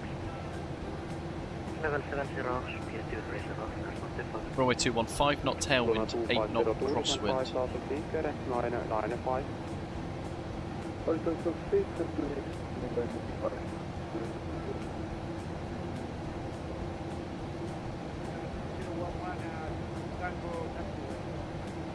Luna 2011, welcome to Kittilä, correction Rovaniemi, taxi to stand 9. Helsinki control, Finnair 59 Yankee, climbing through 4000 for flight level 330, direct Dopewood. Finnair 59 Yankee, radar contact, line flight level 300. Flight level 300, 59 Yankee.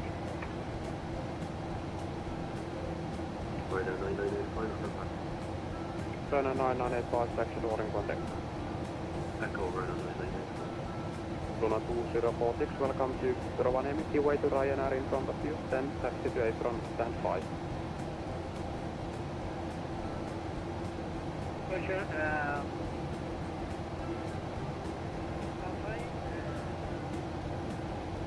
It's actually on SimBrief it's suggesting order brake 3. So I'll do order brake 2. We'll do VREF plus 5. I think. Osprey 165, reduce speed 250 knots, number 8 in sequence. Reduce speed 250, number 8, Roger, Osprey 165.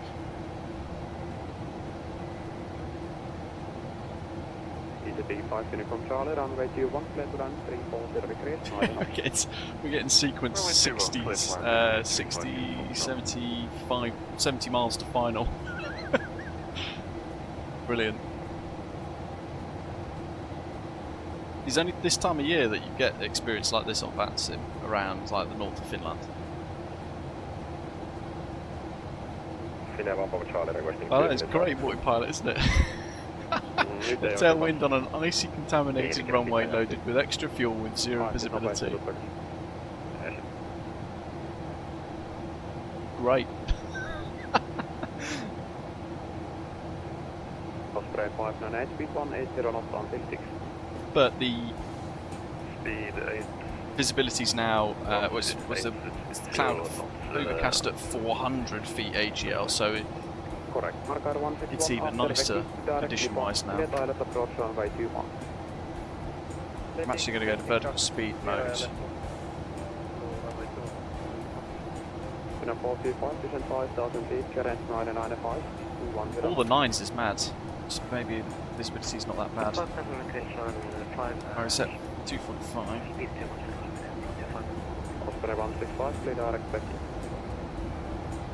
The direct back at Osprey 165. 2,500 feet, after repeat direct Nippon, clear direct Zulu approach runway 21. 500 feet after the direct clear direct 21 right hand up to level. Marker 161, speed 180 knots until 6. 180 Luna 2502, speed 180 knots, after repeat direct Nippon, descent 2,500 feet. Oh, descending with flight to 10. Runway 21.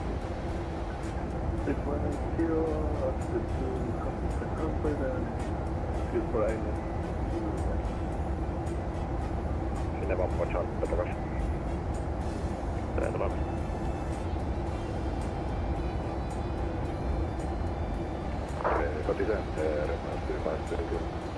Reference 2.22, descent flight level 100, runway 3 Charlie arrival runway 21. Back on the VNAV profile. Flight level 100, runway 3 Charlie, runway 21, just flight 22. This red nose 2522.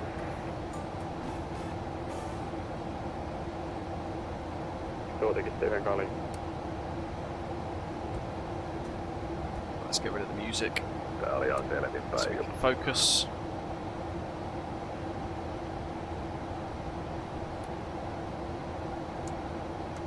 Make sure the heading collar's back up to 30.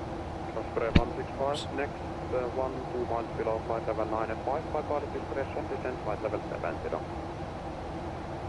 Roger, discretion to descend level 70, Osprey 165. Osprey 598, clear to land runway 21, wind 340 degrees, I don't know. Clear to land runway 21, Osprey.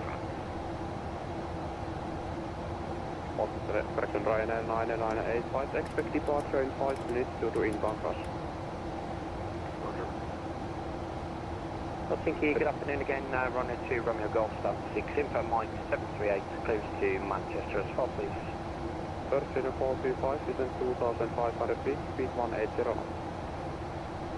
2,500 speed 180. It's mad, isn't it? Look how little we can see out here. Charlie, speed 230 knots, descent flight level 70. Still descending in flight to 10 with the a little bit of deployment and speed brake.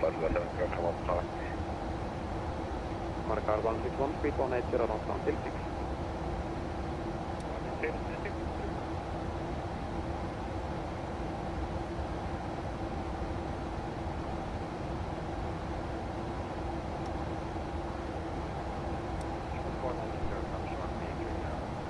Summer 4990, thank you, wind 290 degrees 5 knots, clear to land runway 30.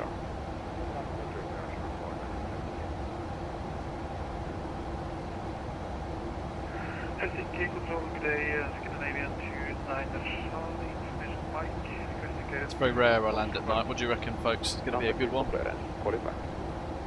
Runway 2, Romeo Golf, clearance. Go ahead, 2 Romeo Golf.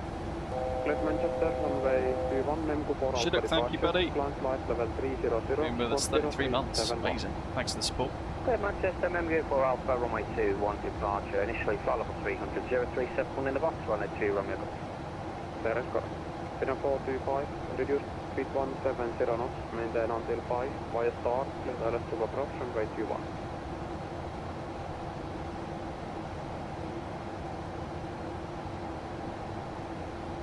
Osprey 508 vacated at Hotel runway 21. Marker 121, correction 161, good wind, 340 degrees 9 knots, level and runway 21. Yes, to land runway 21.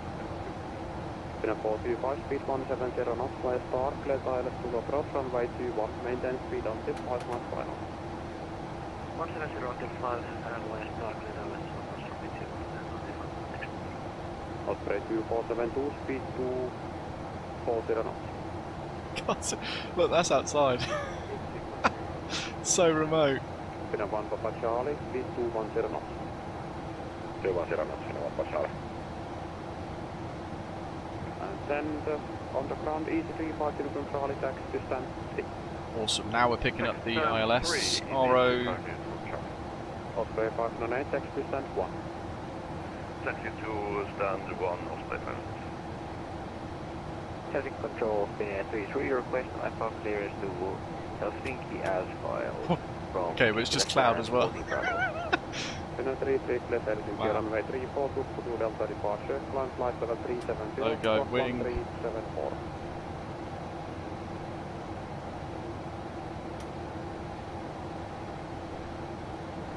Cleared Helsinki via Tuku 4 Delta departure, climb 3800 feet, squawk 124, 1274. A little bit more speed brake again. And right at 92 limit, also we free speed. 92 Lima Delta FM, 6 miles behind at you, runway 21, also clear to land wind 340 degrees, 9 knots. Oh wow. Marker 161, welcome to Rovaniemi, taxi distance 2. This is going to be spicy.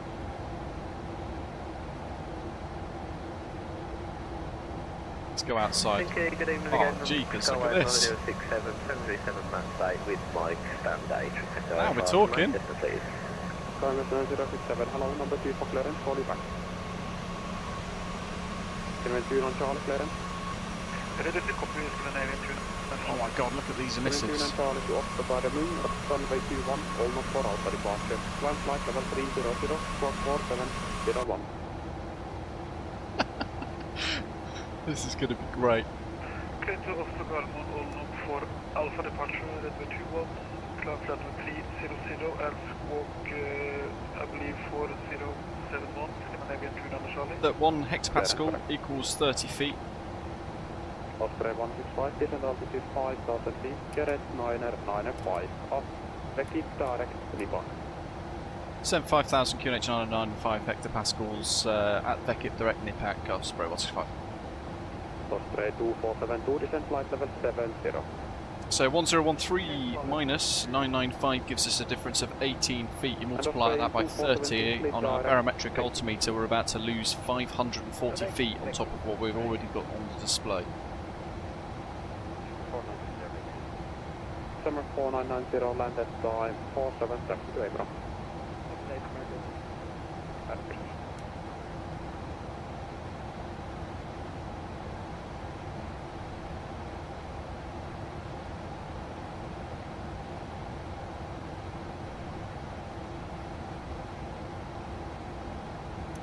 Now we go, bosh! High to low, down you go. Delta, welcome to Rovaniemi, taxi to April, stand 13. Just recycle that and make sure the speed brakes are armed. Correct. And then I heard Papa 4, Hotel Sierra Juliet, Helsinki, hello, squawk 2571. 2571,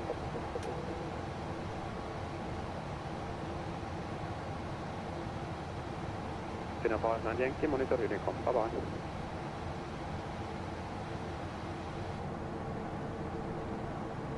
Wow. Pina 1 Papa Charlie, descent 5000 feet, Garrett 995, This. speed 180 knots.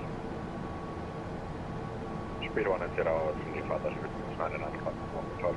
This is pretty cool. And runway 2 Romeo Golf requesting push and start. Runway 2 Romeo Golf, start. Just round off the descent at 800 feet per minute. Sierra 995. Roger, facing Western Sierra, push up to 995, runway 2 Romeo Golf. 204, 204. Runway 92 Lima Delta, turn left via Tango, taxi descent 13 via Tango and Sierra. Left time on 13 right Tango Sierra, runway 92. Red Nose 2522, proceed direct to 2. Direct to Red Nose 2522. So we're level at 5. He's not giving us any further. Flight level 100, let me pick 3 Charlie arrival for runway 21. Yeah, the pick 3 Charlie arrival for runway 21, I'm ready to go Luna 2502, runway Sounds 21, so good. 2340 degrees. I'm going to do this now because I will forget. Lights, signs. Got to remember to turn the icing systems off. Hello, EasyJet to Victor Romeo, redirect Osprey 3 Charlie arrival, runway 21, then ready descent flight level 100. Direct to offset 3 Charlie runway 21, then ready, which will go down at 100 BPM cubic square. Ryanair 9985, after next landing Finnair, Airbus 320, wow. Line up runway 21 at wait, after. What do you guys think of the visuals? And he's on 4 miles final Wow. currently. Very low cloud. Helsinki controls Finnair 59 Yankee, flight level 300. There's one departing. 59 Yankee, motor Unicom 122.8. Let's flash through that. 122.8, Merry Christmas, Finnair 59 Yankee. Merry Christmas. Scandinavian 29 Charlie, ready for a push and start. 79 Charlie, start up and pushback is. He's not cleared us for the ILS either, has he? Sierra 995. Push and start, approved face west of Sierra, QNH 995, Scandinavian 29 Charlie. Luna 2502, welcome to Rovaniemi, taxi to stand 6. Taxi to stand 6, Luna 2502. Finnair 425, proceeding traffic is vacating, wind 340 degrees 9 knots, runway 21, clear to land. EasyJet to Victor Romeo, proceed direct Vecchi. Right, back in the 8 to Victor Romeo. And Osprey 165 request further descent. Osprey 165, descent 2500 feet by star, clear island Zulu approach, runway 21. Descent 2,500 feet via Nippon cleared ILS 21, Osprey 165. Osprey 2472, descent 2500 feet by QNH 995, speed 170 knots.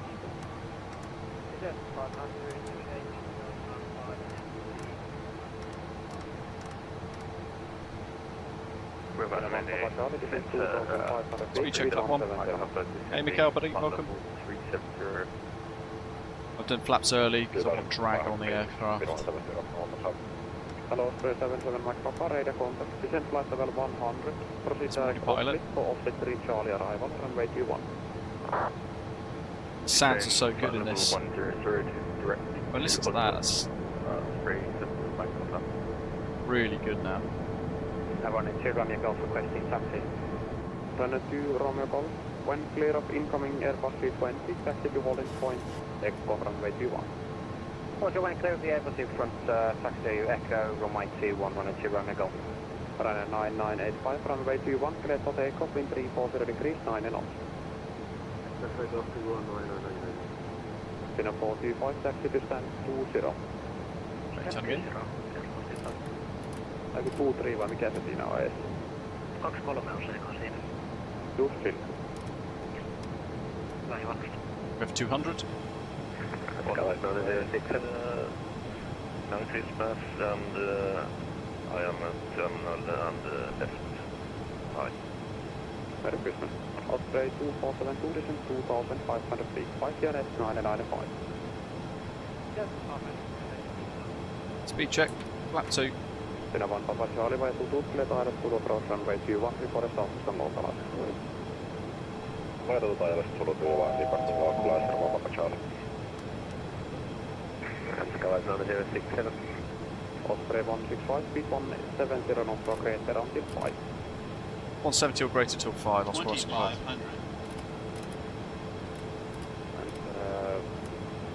Station calling, second. Skywest 9067, still just waiting the IFR clearance. Oh, sorry, I forgot. Clear to Manchester, right 21, Nembu for Alpha departure. Climb flight level 300, squawk 6070. No, it's clear to Manchester, Member for Alpha. Level 2500, low glide path. That's parking brake is off.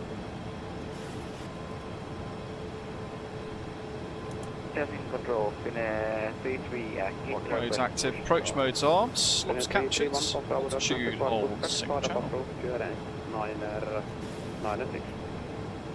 9 mile final. Speed check. Select flat 10. 205, ready for go around. This approach is 2500 anyway. CMDB. Gauge. Set.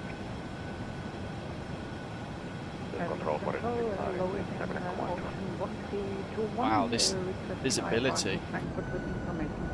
It's amazing. Hello, 1321, clear Frankfurt, runway 34. Get down. To Delta departure. Climb flight level 300, squawk 4607. Flap 15.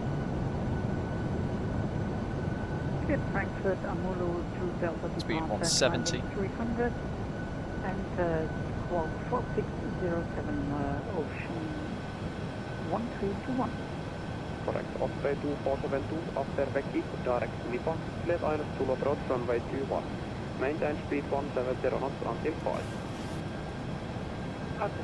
134, 139.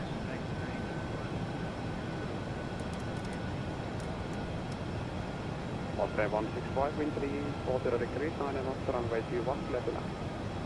Oh, 21 clear land, Osprey 165. This bit. There's the runway. Start Sunday, Skywest 9067. Skywest 9067, get it. 995 startup and pushback approach. Okay, using flap to help decelerate the jet. Push on approved, 30 green, gears down to green. On the glide, 16 knot. Predominantly a crosswind and a tailwind pushing us that way. So this is going to be a bit challenging.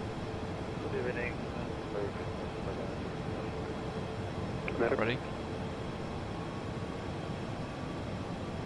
But we're visual. Control, Finnair 3, request taxi. Finnair 33 via Alpha line up and back. 42. Runway 34. Oops. Alpha line up runway 34. My bad. Finnair 33. Misconfigured there. Check. Speed sort itself out. Jolly good.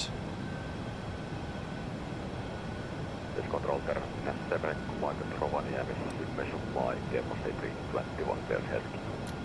My throttles.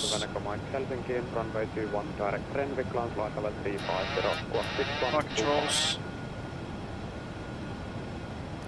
Helsinki, runway 21, Renvik, direct, climb 350, squawk 6125, direct, Cockpit. 7 Mike, clear, correct. It's 82 Victor Romeo, descent flight level 70. 300. Approaching minimums. 200. Finnair Papa Charlie, established. Minimums. Continue. 50. 30. 20. 10. Ocean 1321, request startup. Touchdown. Reverse 3. 9 startup approach. There you go, look at that.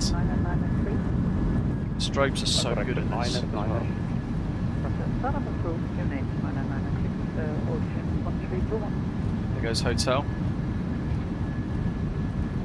Helsinki Control, good evening, hello. There goes Bravo. Is at Rovaniemi Airport, investing Airport Signals on site Warsaw with reservation, Michael forward. Supervisor Lot 478, clear to Warsaw, runway 21, Renvik 4 Alpha departure, climb flight level 370, squawk 1746. Missed that. Just have to go right to the end. It will also be Renva 4 Alpha departure, Alpha runway 21, climbing flight level 370 and... Oh, you know what, I forgot. 464 lots, 478. Correct. Ryanair 2 Romeo Golf. Bloody engine behind next systems. landing, Finnair Airbus 321, line up runway 21 and wait behind. Roger, behind the next inbound aircraft, line up and wait behind, runway 21, Ryanair 2 Romeo Golf.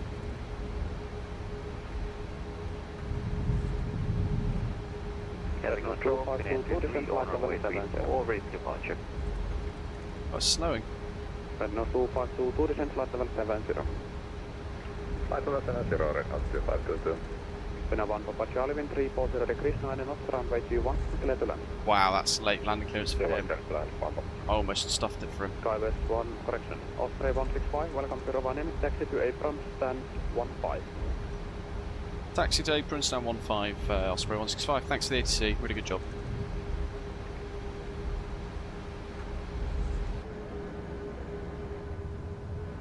Let's see.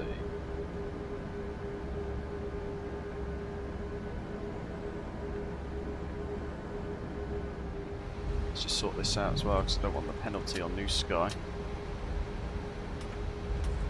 Renault 252, speed 230 knots. 230 knots, that's Renault 252. Laitto edelleen cancel.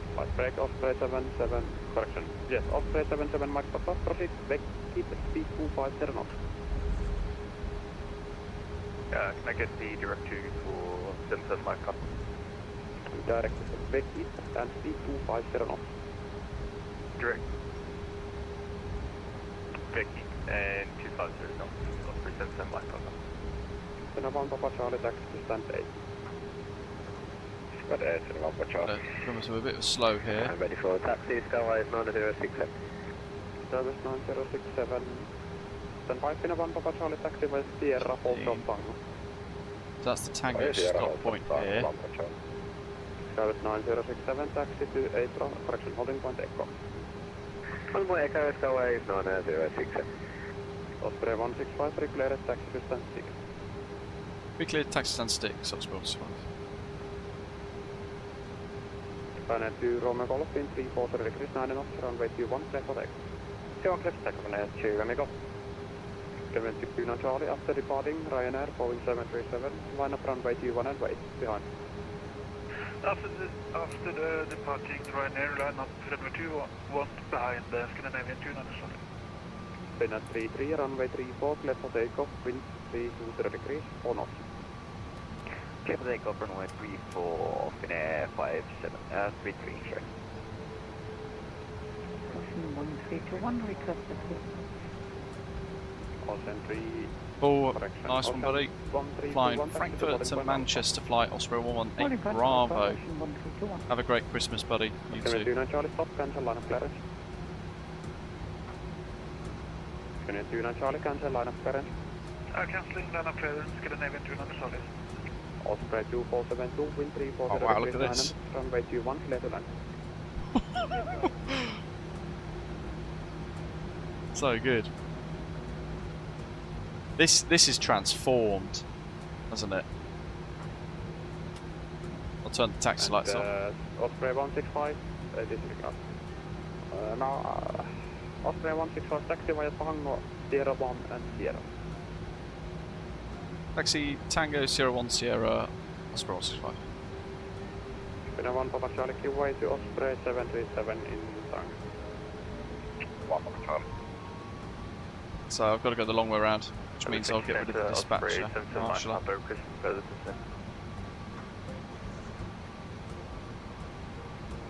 Wait, follow me. Correction, EC82 Victor Romeo, descent 2500 feet, clear direct to approach runway 21, Jerez 995. Let's down the side, banded on 089 and another 5, mid island, 21. Osprey 77 Mike Papa, descent 2500 feet, Jerez 995. Descent 2500 GH 0995, Osprey 77 Mike Papa. Renault 252, descent 5000 Intermediate feet, Jerez taxi, holding 995. position Sierra 1. It's in here somewhere. Speed 200 knots, Renault 252. There it is. Scandinavian 29 Charlie, line up runway 21. Line up 21, Scandinavian Use 290 the runway turn off lights here just so I can see where we're going. Ryanair 2 Romeo Golf, radar contact report, altitude passing. Oops. Just about past 3,000. Giving it what a light show. You break runner 9985, Sweden is offline, monitoring Unicom 122.8, bye-bye. Look at this. Even the green lights, the emissives there on the it's just so good.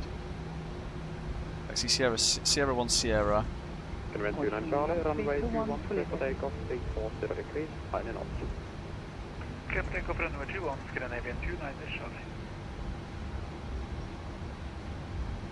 Round we go to stand 6. The Echo Mark stand 7. 7 Echo Mark, start up and pushback approach, space west. Auto. When you clear up Osprey 737 on Sierra, start up and pushback approach, space west. Here comes Kimi Raikkonen. There he is. Give to traffic, face west on Sierra Finland. Come on, chop. Se tulee sen kutoista sit parkissa. I'm just going to drive through and bugger him. Goodness only knows what he's doing. Fully ready. Ocean 1321, wind 320 degrees, 4 knots, runway 34, clear for takeoff. Runway 34, clear for takeoff, Ocean 1321. Dinner 33, climb flight level 370. Ian, no. Happened again, 77 nose dive to the final. 370 in air.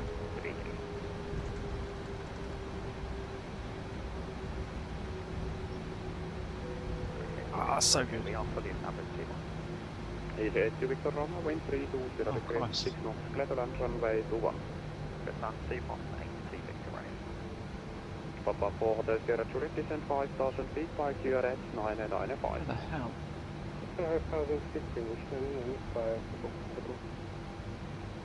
That's 6 there, isn't it? Yes, there he is. There's Kimi Raikkonen. Oh, thank you. Hello, easy 94 Yankee Juliet, request 54 clearance to... Oh, I might leave the taxi lights on for a wee second just so I can see this little yellow line. Red nose 2522, descent 2,500 feet, speed 170 knots. Oh, we get right next to the new Rovaniemi sign. Happy days.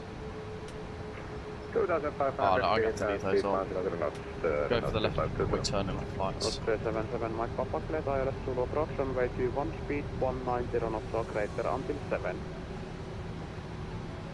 Clear the ILS. We need a custom profile. Runway 21, 190, correct. Yeah, it must be. 189 knots or greater than 7, 137, Mike Papa.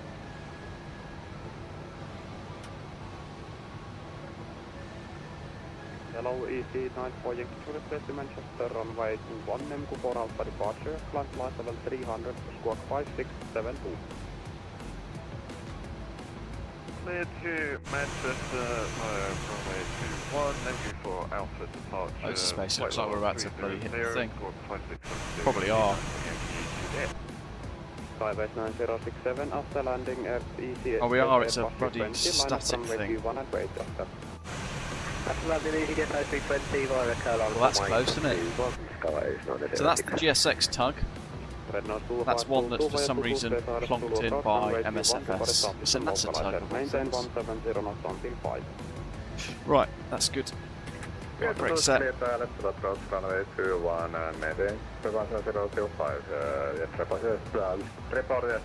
good parking, I know, thank you very much. Convent 29 Charlie, due to traffic, fly heading 170. Heading 170, Scandinavian 29 for Charlie. Ocean 1321, radar contact, climb flight level 360, clear direct point Nebet. Direct Nebet and climbing 360, Ocean 1321. Cool, let's just fire up GSX then, see what we get.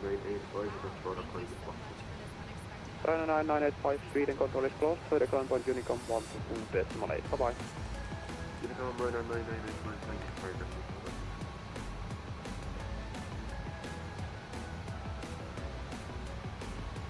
I don't think they seem that off, I think they sound pretty good. 94 Yankee Juliet, ready for push out. Let's turn the transponder off. Easy 94 Yankee Juliet, start up and pushback approach, space west on Sierra, QRH 995. Look at this. Push and start approved, face west on Sierra, easy 9. So this is Rovaniemi version 2. Let's have a little look at New Sky, see how we've done with our flight today. Keysign number 780, Victor Romeo, Merry Christmas. Nice little $12,000. 9.27 offset line takeoff, offset line landing. Ah, boom. Clear takeoff 21, Skywave 9067. 29 Charlie, resume on navigation, proceed direct. We need a custom profile, really. On navigation, direct Selby, Scandinavian 29 Charlie. There's the terminal. Papa 4 Hotel Sierra Juliet, descend 2,500 feet. By star, clear ILS Zulu approach, runway 21, report established on localizer. Little reindeer on the roof. 2,500 feet, clear, right, start to ILS runway 21. No worries, buddy. Thank you, Ian. Super late for you as well. Oh, it could be. That's the thing now, isn't it? Let's pop in, have a little look.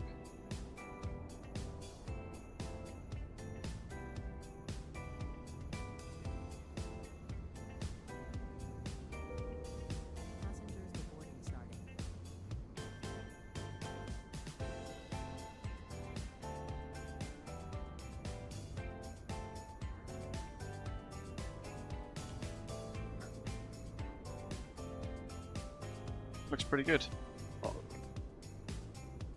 No back to front Coca-Cola vending machines. Osprey 77 Mike Papa, wind 330 degrees 7 knots, runway 21, clear to land.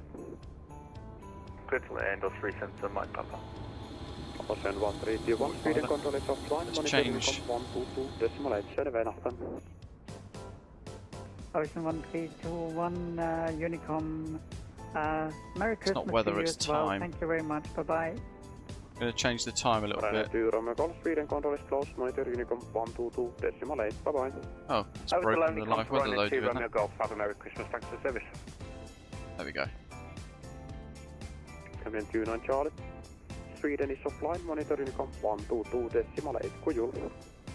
This is multi-pilot. Switching to Unicom 122.8 for Scandinavian 29 Charlie, Hangoyu. To be fair, Ian, we could try and delete the flight. I'm not sure if it actually then fixes your type rating stuff.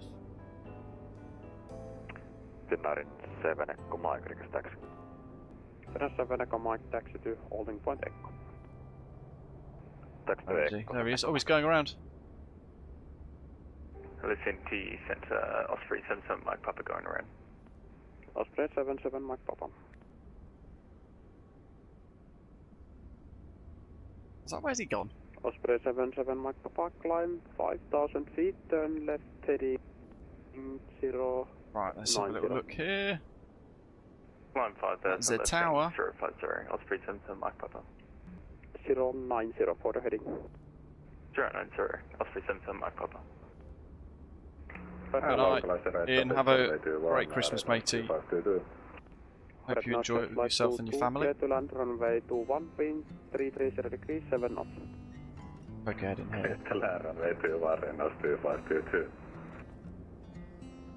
Oh, it's very bright in here actually, so it's kind of... Easy 94 Yankee. You don't want to use it at night time, do you? When it's like this. Easy 94 Yankee Juliet, taxi to The glass textures are pretty awful in that tower, to be fair. Taxi to holding point. As are the screens and things. It looks better on the outside, doesn't it? Look. That's a bit rubbish. To be honest, I can't distinguish too much difference between this and the original version that they released. Maybe this is native to 2024 a little bit more. Does the other one still work? Not entirely sure.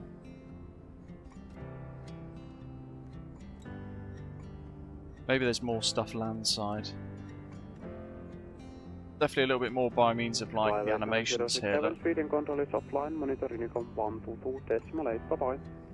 And I don't remember them being the reindeer, so that's definitely some additions. The rock formation looks very good Osprey 77 compared to the version 1. 030. It will be downwind for ILS to approach rate 21. Siding 020 and expect a ILS approach for runway 21. Osprey 77 Mike Papa. I feel like these could be slightly more crisp as well. That's quite pixelated. For version 2 you kind of expect like perfection, don't you, perhaps?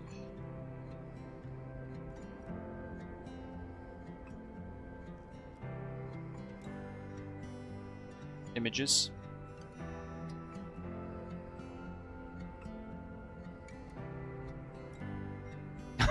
What the hell's happened to that guy?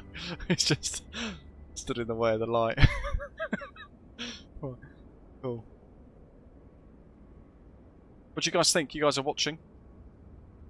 Passenger's bus is coming. And that's kind of it, really. There's not really much else to see, is there? Let's face it. The main bit is the apron, which is great. Line up T1, And the terminal always looks really good. I think I remember it looking great before. Maybe this has got better glass textures. Definitely the rock formation over there and the backdrop looks a lot more realistic and a lot yeah, more improved. Apron textures look pretty nice. So see closely. Yeah. Didn't it include the Santa World in the past? Where's that? Oh, well, yeah, the actual Lapland village. It did, didn't it? Where would that be? Where would be the Lapland? 7 Mike Wind 330 degrees 7 knots, runway 21, clear for takeoff.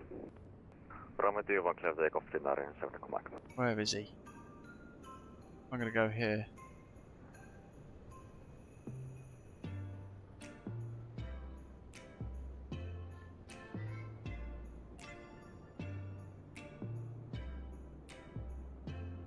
Where would it be?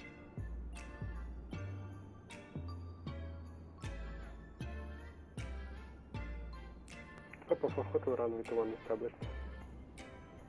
Papa 4, Hotel Juliet, wind 330 degrees 7 knots, continue approach. Continue approach, Papa 4. Maybe that's it over there.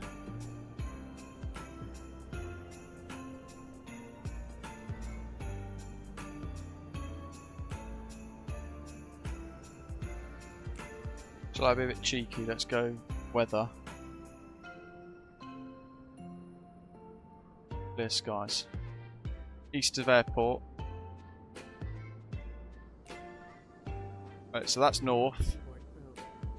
East of airport near the highway.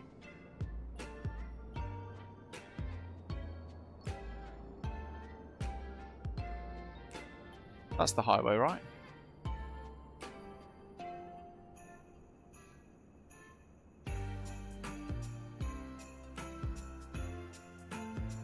Helsinki Control, Finnair 255, request clearance. Oh, that's pretty cool. Papa 4, Hotel Juliet, runway 21, clear. Oh, look, there's the global shipping thing. Runway 1, clear to one. From Seafront Simulations. Little yacht sailing through.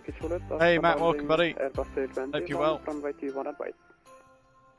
After landing, He's Airbus gone. A220, land from runway 21, EV9 for Yankee Juliet.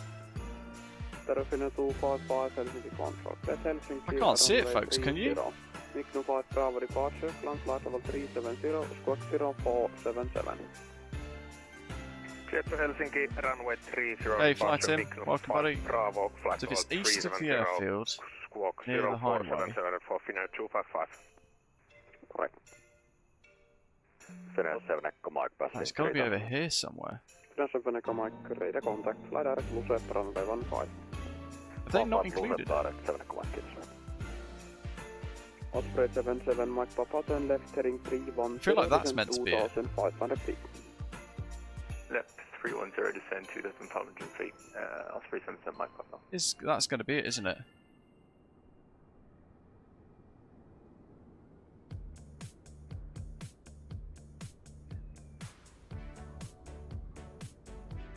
Oh, amazing, Matt. How you found it? You plugged them all in?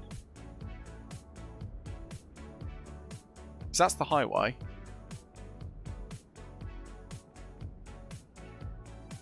Let me go on Google Maps real quick. Maps, Google, Rovaniemi, Santa's workshop, isn't it?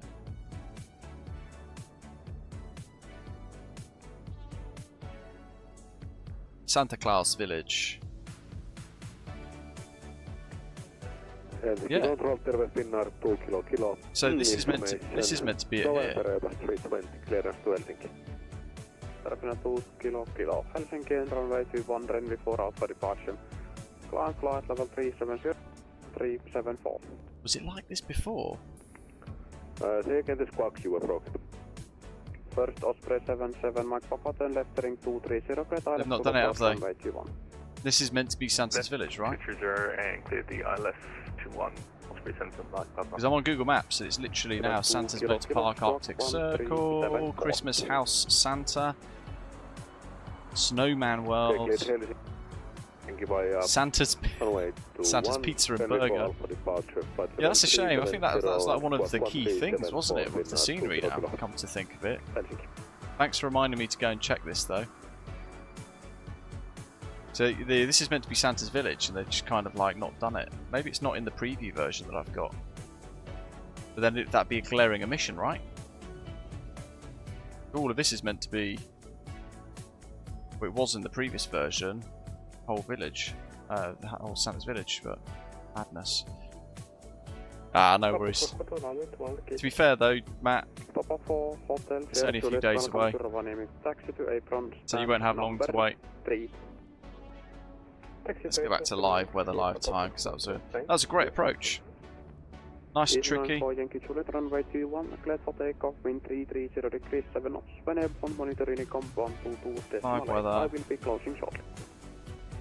21, live time. Take off, then over to Nacom once in the air. Easy Narco Yankee Juliet. Thanks very much. Here he comes. We'll watch the EasyJet depart. And then that'll be the end of the stream for today. So hit like, hit subscribe wherever you are in the world. If you want any of the scenery showcased today, albeit this is a preview version, it'll be on Control post-release. Take a little look at the description, including the Secret Simulations Global Shipping add-on, just to kind of bring your waters around the world to life, with a whole animated shipping network, which is pretty epic. And naturally as well, 10% off for any of you who've never used the code in the description for Contrail. I'm about 20 minutes late to dinner. We'll watch multi-pilot land as this EasyJet departs. Because it'd be rude not to. Here goes, look at that. The emissives are so good in this sim. I just wish I had aircraft sounds. Let's quickly chase the landing. That's good going. And 10 days. 7 Mike Papa after landing, monitor Unicom 122.8. I will pick motion shortly. Here he comes. Come on, Unicom, thanks for the ATC. Through the Merry fog. Christmas. I'll see Samson Mike Papa. Merry Christmas.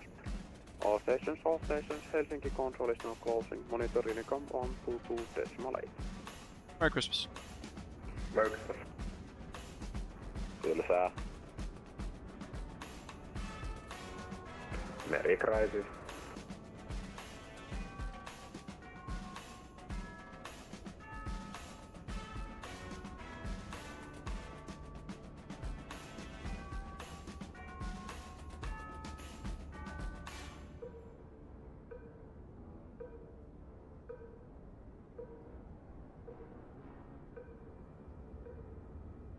Here he comes. MKStudios matey.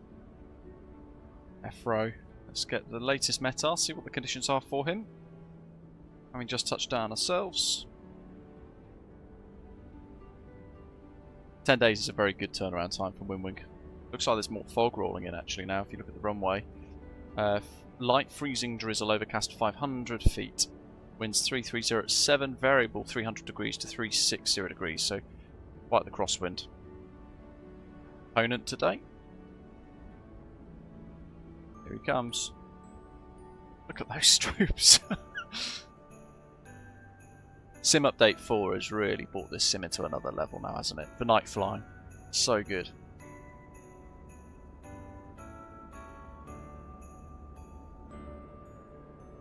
Last pilot in.